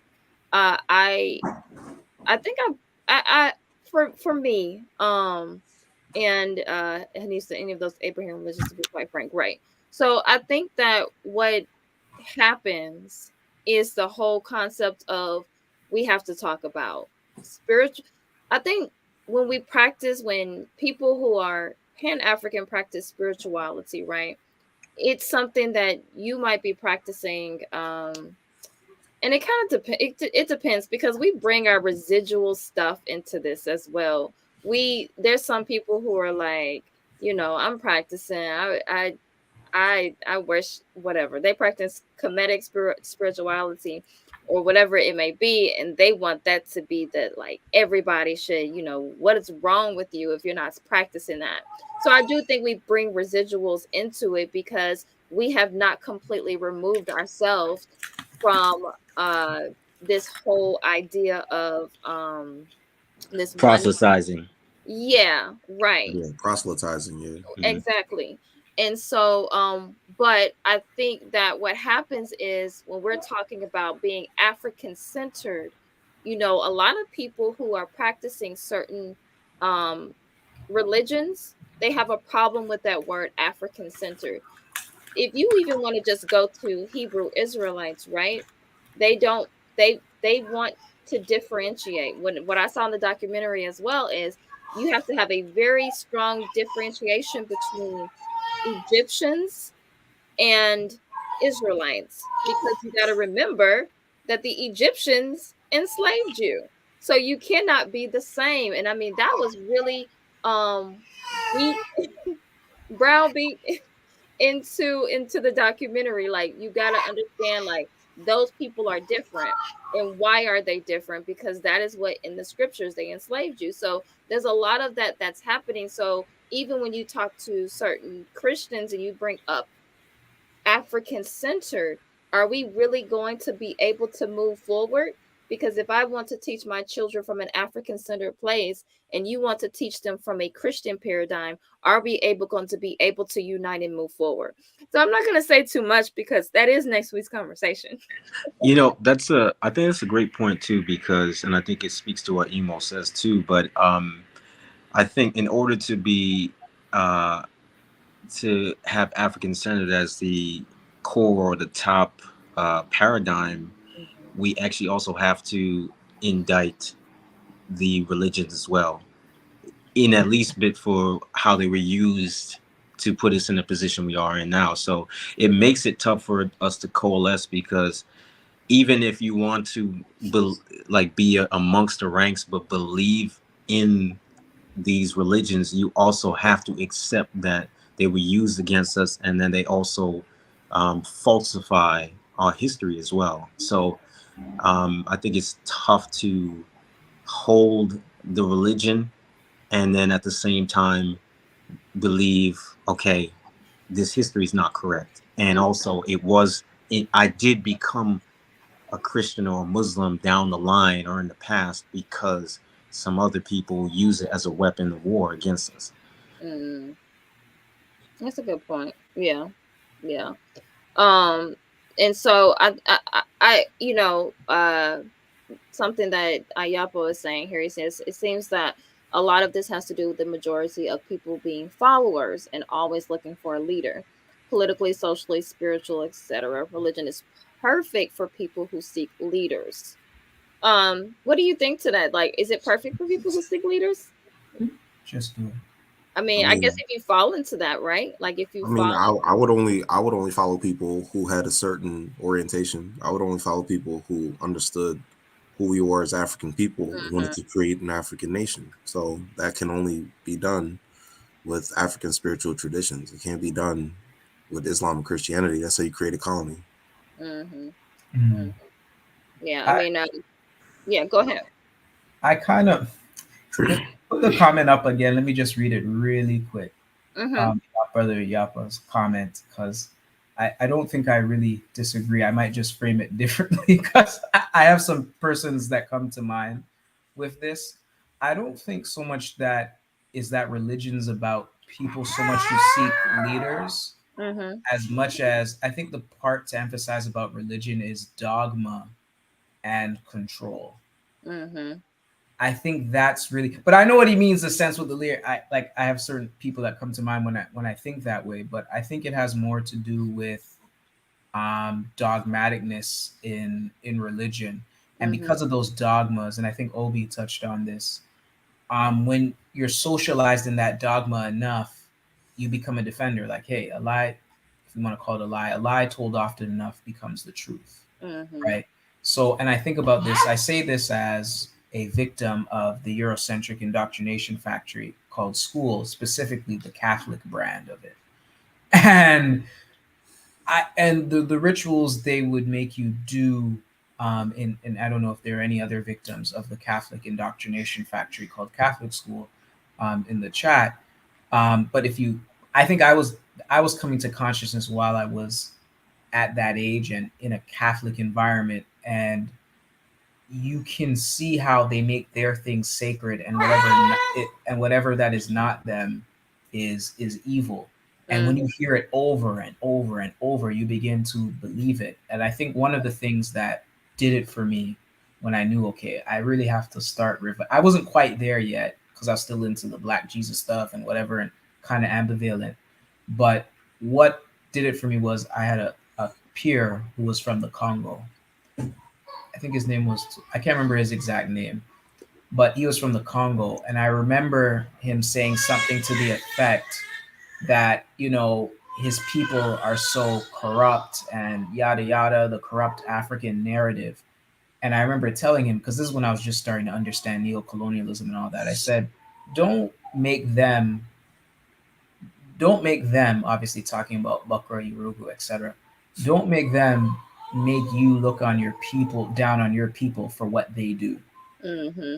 And he kind of had a look like a kind of glazed look, like, okay. But he was also somebody who was very invested in church roles, right?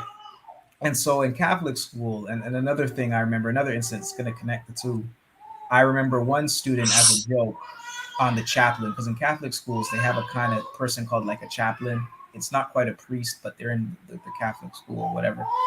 And he was swearing, like he was cursing, like fuck that or something. And the chaplain heard him, and he said, "This is a Catholic school." And he said, "Well, I'm Buddhist. So what's your point?" And he didn't even. He just said, "No, you're not." He goes, "Yeah, I actually am."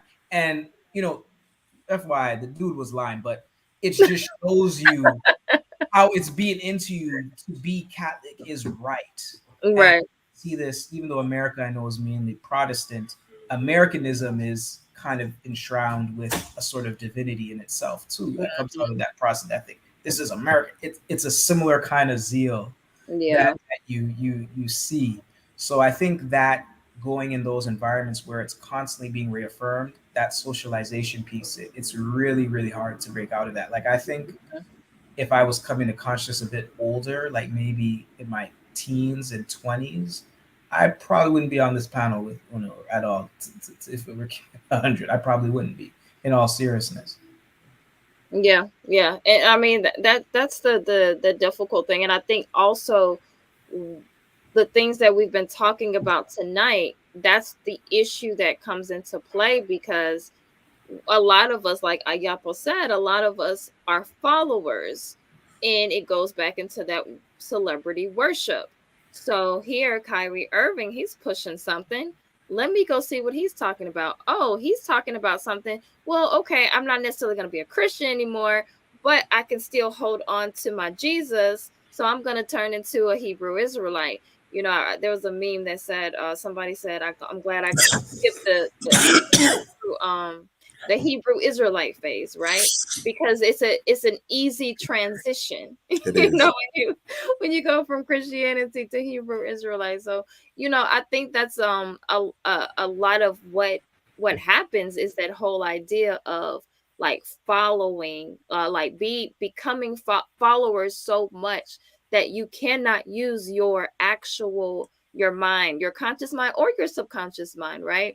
And there's a whole other realm that we have to tap into because we're losing the ability to use our subconscious mind because we're so much in our logical mind because we're tied to this capitalistic system. So that's a different conversation. But at the same time, No, like capitalism is Protestantism. yeah. It's the work ethic. Add Mm-hmm. something? Yeah. Could I Yeah. add Go ahead. something? Sometimes too, I hate saying this, but it's only I hate saying it, but I think sometimes with situations like the celebrity worship things, what one constructive thing that I do find, maybe because I'm all about, organizing and institution building, maybe that's why I think that way.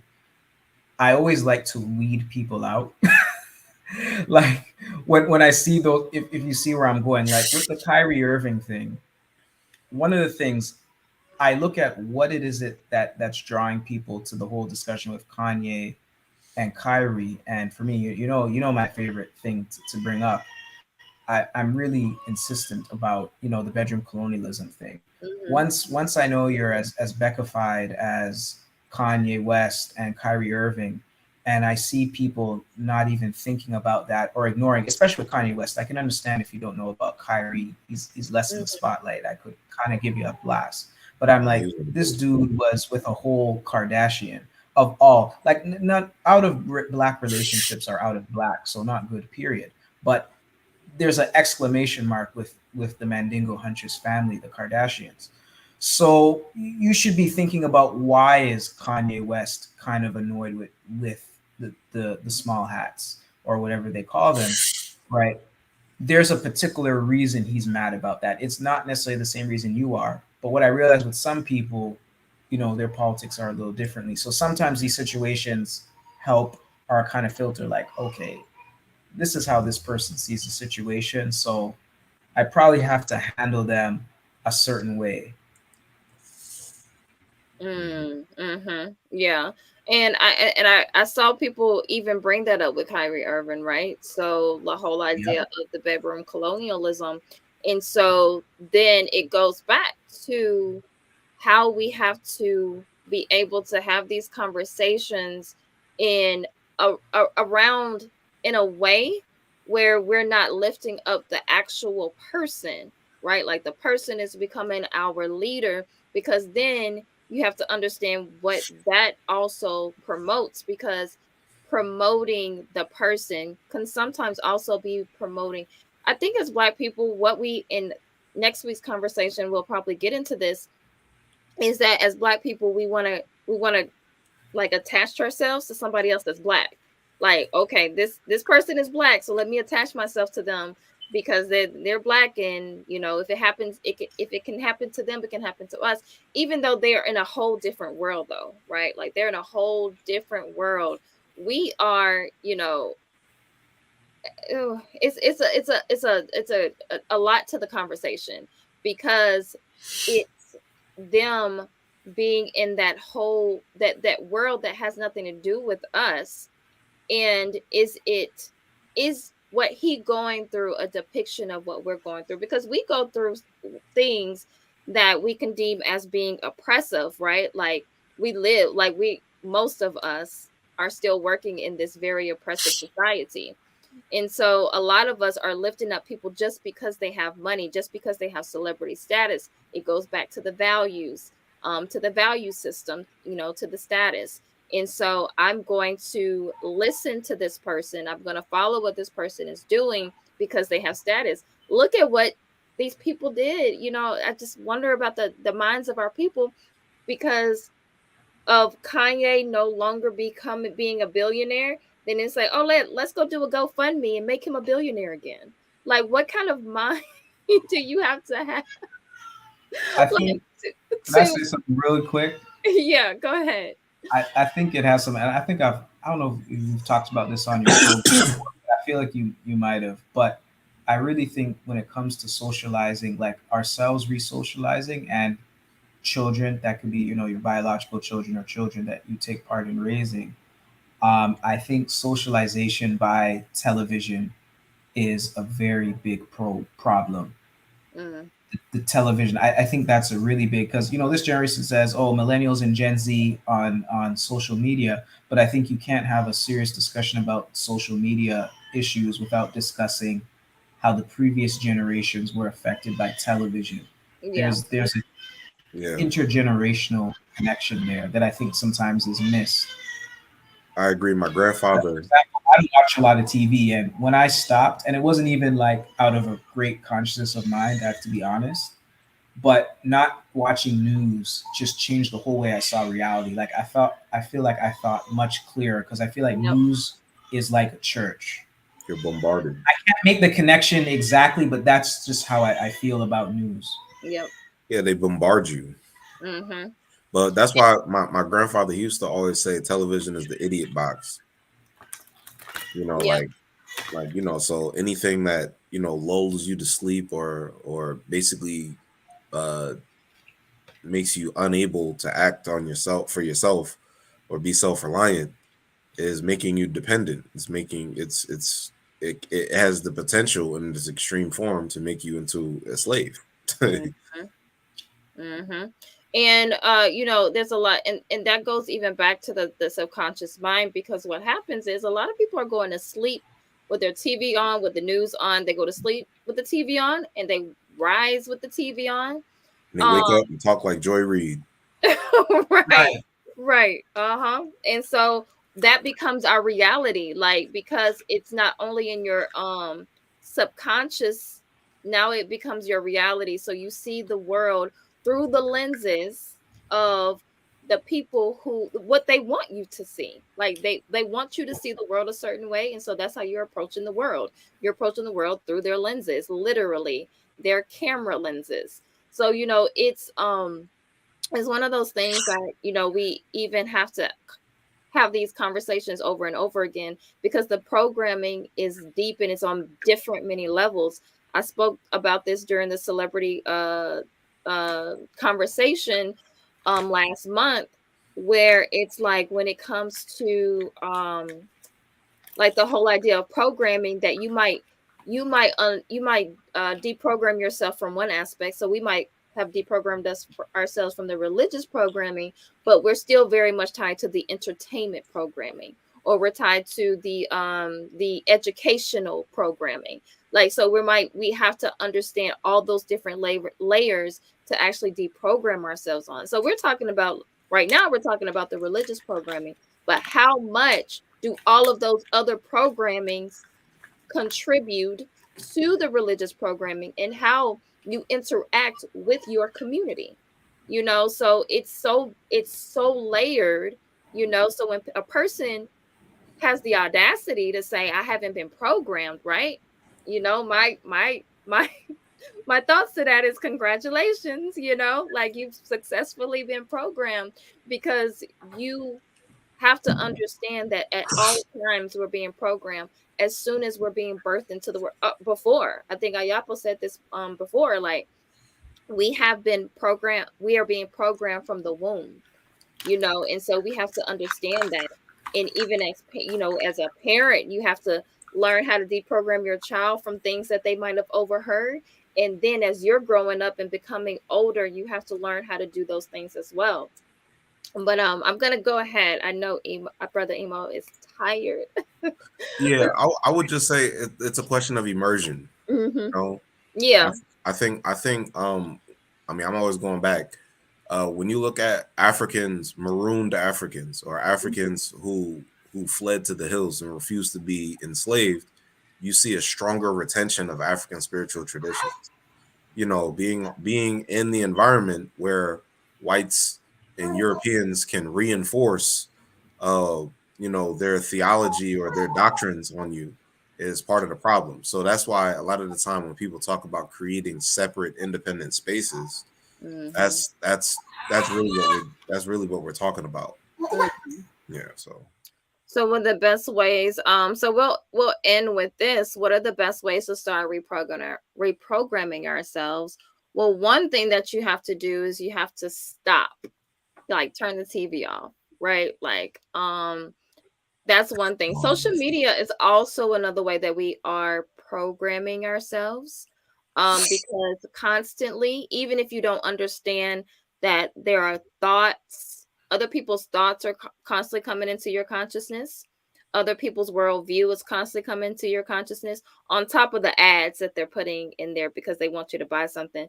There was something that I was reading, me and my sister are reading it together, and something that she said in the book was that that you have to understand the point of social media. You might be able to connect with other people, you might be able to connect with like-minded people, with family members, but that is not the point of social media. The point of social media is to get you to stay on long enough so that you buy something, so that you purchase something.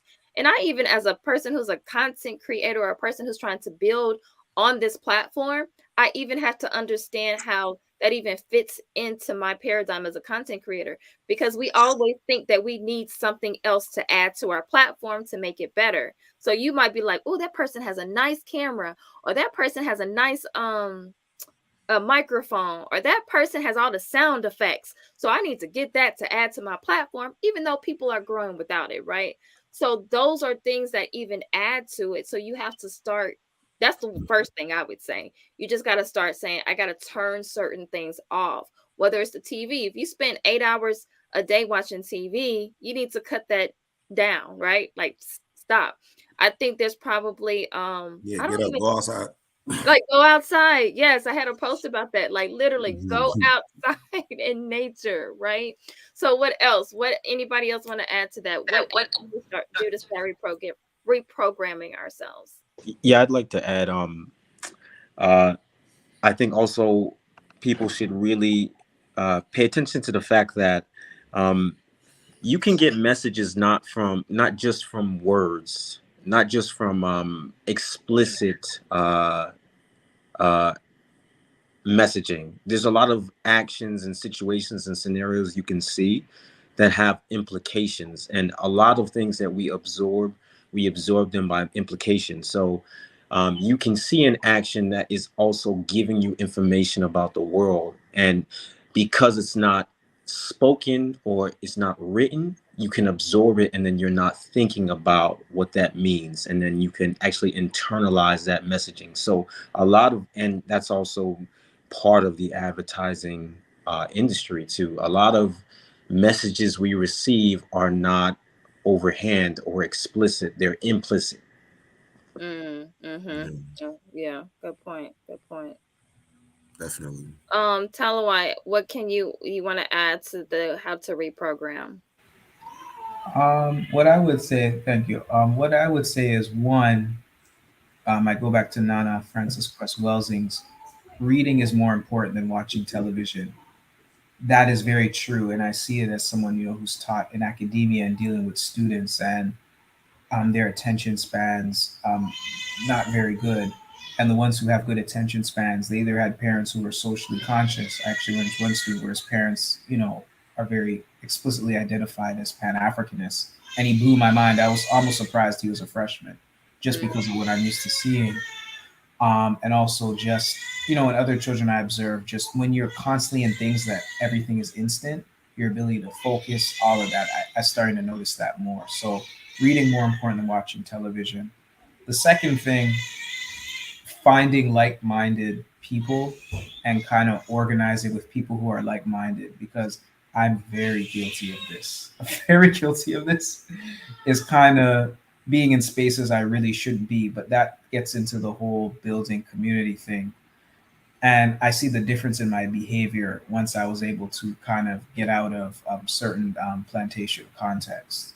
So I would say that. So the reading is more important than watching television. Um, Building community, and third, which is kind of tied to the second, a really good platform to check out for like-minded people. And Sister Mott's on there, Brother Emo's on there, Brother Obi, you can definitely check it out. Is abbtumi.com, a social media platform where you see a lot of serious African people discussing various aspects of political activity. I always emphasize that you check out abbtumi.com and abbtumitv.com, created by Obadile Kembon, a very serious Pan-African brother who he was an African anti-American, right? This is very important. He doesn't identify as African American, who repatriated and We'll along never come back to the United Snakes. Nope, he will not set foot again, and he's very serious. So definitely check out that platform. You can definitely say you won't be censored for talking black on it. I can tell you that much. So there's that. So I would leave with that. So one, reading is more important than watching television. Two, build community, and three, bb2me.com is a good online space for that. I was also going to say, lastly, too, I think seeking out fun and lighthearted, positive information and values is good, too, because I think if, not to say that you shouldn't be serious all the time, but I think if information that is correct and that's not deteriorating you and your spirit and your African identity, if that's only a serious element, and then you on your lighthearted and fun time you're going towards negativity, that can be it's like you're taking a step forward and a step backward. And I think that happens to a lot of people.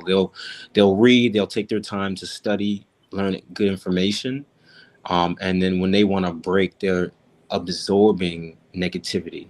And I think you have to find a way to find positive entertainment as well. That's a very good point. Because we can get so deep into the intellectual space of of research and studying, that sometimes we do forget to actually enjoy life, or do something that is fun, lighthearted. I also like what Crypto Vault said, also cleansing the brain, heart, kidney, liver, lungs, skins, and house is vital. I'm very, I'm a health guide, so I do I talk about those things as well on my channel. I plan on having another conversation about that soon as well, because those are things are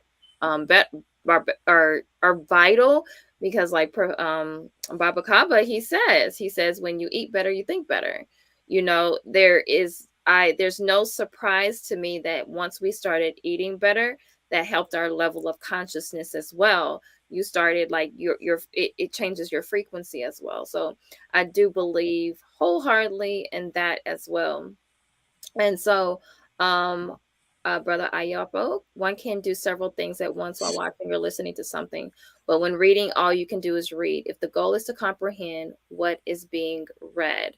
That's very true too. That's very true. And I think we have to not rush through the process. A lot of us, we become like woken, right? We awake now, so we try to like rush through like books and things like that, and there's no quick way. There's sometimes you have to read things several times or more than once. Being able to actually study. I know a video I saw of Dr. Marimba Ani, and I think it was like a couple years ago, and she was saying like I have to actually study the ISIS papers. Like it's a work that you study. It's not something that you just read through, but you actually take it and use it like it's a textbook and actually study it. So we have to even understand that as well, because we want to a lot of times you'll see people's libraries and you're just like, man, I want to read all that. So but your journey is your journey, right? And a lot of us don't even understand how we're tapped into the frequency, how we're tapped into the same things that everybody else is tapped into. So you can be you and still take the time and process information and learn, and then let that become a part of you. So I Oh, information man, I wanted to shout you out. Thank you for coming through. Peace to you. I'm not sure if there's anybody else I didn't shout out tonight, but I want to just shout out the chat. Y'all are always amazing, always having some great things to say in the chat. I really appreciate every last one of you. I can't even say that. I even want to call you subscribers. Y'all are family, so I appreciate you. So I just want to end the conversation. Another great conversation. As always, Brother Emo, thank you for coming through. Brother Thank you Talawa, for thank having me. you. And thank you, OB, for coming up today and having the conversation as well. I'll let each person just say one last thing before we end. Who first? Oh, go ahead, OB, since you're the newest person on here. Yeah, sure. The last thing I wanted to say, if you think about it from the religion piece, and also television, and just well, my main point is the way the European society works is about subversion. It's about and they do this with their own people. It's about subverting the people so that they can control a minority group at the top will control by subverting the mass population. Um, so just keep that in mind with a lot of the information, whether it's TV, whether it's religion. They don't set up their system so that it edifies the mass. It's about, let me subvert the mass so I can use them. That's the way they run their system, as opposed to, we might compare that with the Asian societies. They still have a minority group at the top controlling, but they're about power and coalescing, as opposed to the Europeans about subverting their own mass. Mm-hmm. I wanted to put that out there. So yeah, thank you. All right, thank you, brother. Brother Talawan, go ahead. I need to think for a minute. Oh, okay, brother Emo. I guess I'll say to the subject. I think it's a valuable subject that often doesn't get explored historically or sufficiently when we're talking about Judaism, Christianity, and Islam, its origins, how it pertains to African people. I Mm-hmm. think oftentimes people study the origins within those religious traditions, and they don't necessarily understand how to think out. Well, I mean, of course, they're not going to think outside of it, but I guess what I'd say is I think knowing African history erases the mystery. When you look at the substance of African culture and what African people have done independently before any Europeans or Arabs or anyone else arrived, I think that gives you a sound basis for the essential nature of who and what an African is.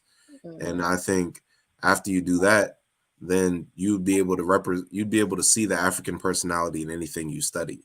Mm-hmm. You'd be able to see, oh, this is who we are, or this is a departure from who we are. Mm-hmm. And I think that's important because we need to re-Africanize and de-whitenize. So I'll end there. Mm-hmm. Wait, I'm muted. I can be heard now? Yes. Mm-hmm. Okay, good. 'Cause my computer is kind of slow. What I would say is, just to get more to the subject, when you read the book of Exodus, right? And they're talking about, the Egyptians, so-called Egyptians, as evil, and they worship false idols. That's exactly how the French described voodoo after the African people with their ass, right? That's when voodoo started to be cursed. So when you're reading the Bible and not realizing the culture who it's centered in, you don't realize that when they're saying the Egyptians worship false idols, they're mocking your culture. And when you come to that realization, everything else becomes simple. But I know you're going to talk about it next week, so I won't say too much on that. But that's a food for thought. That's a great point. And I do appreciate everyone for joining into the conversation. Um, I think the brothers handled it. They ended it well. As always, thank you, Brother Emo, for coming through. I appreciate you. And Obi, thank you for coming up and adding to the conversation. You had some very good points, and Brother Talawa as well. And give the love to the missus and the baby. I appreciate y'all. And so, okay, Miles. Peace, Miles. And I appreciate everyone for coming through. So with that being said, I'm not going to hold anyone any longer. I appreciate you, and I will see you next week. Peace, family. See you All right, next Shem time. Hotep.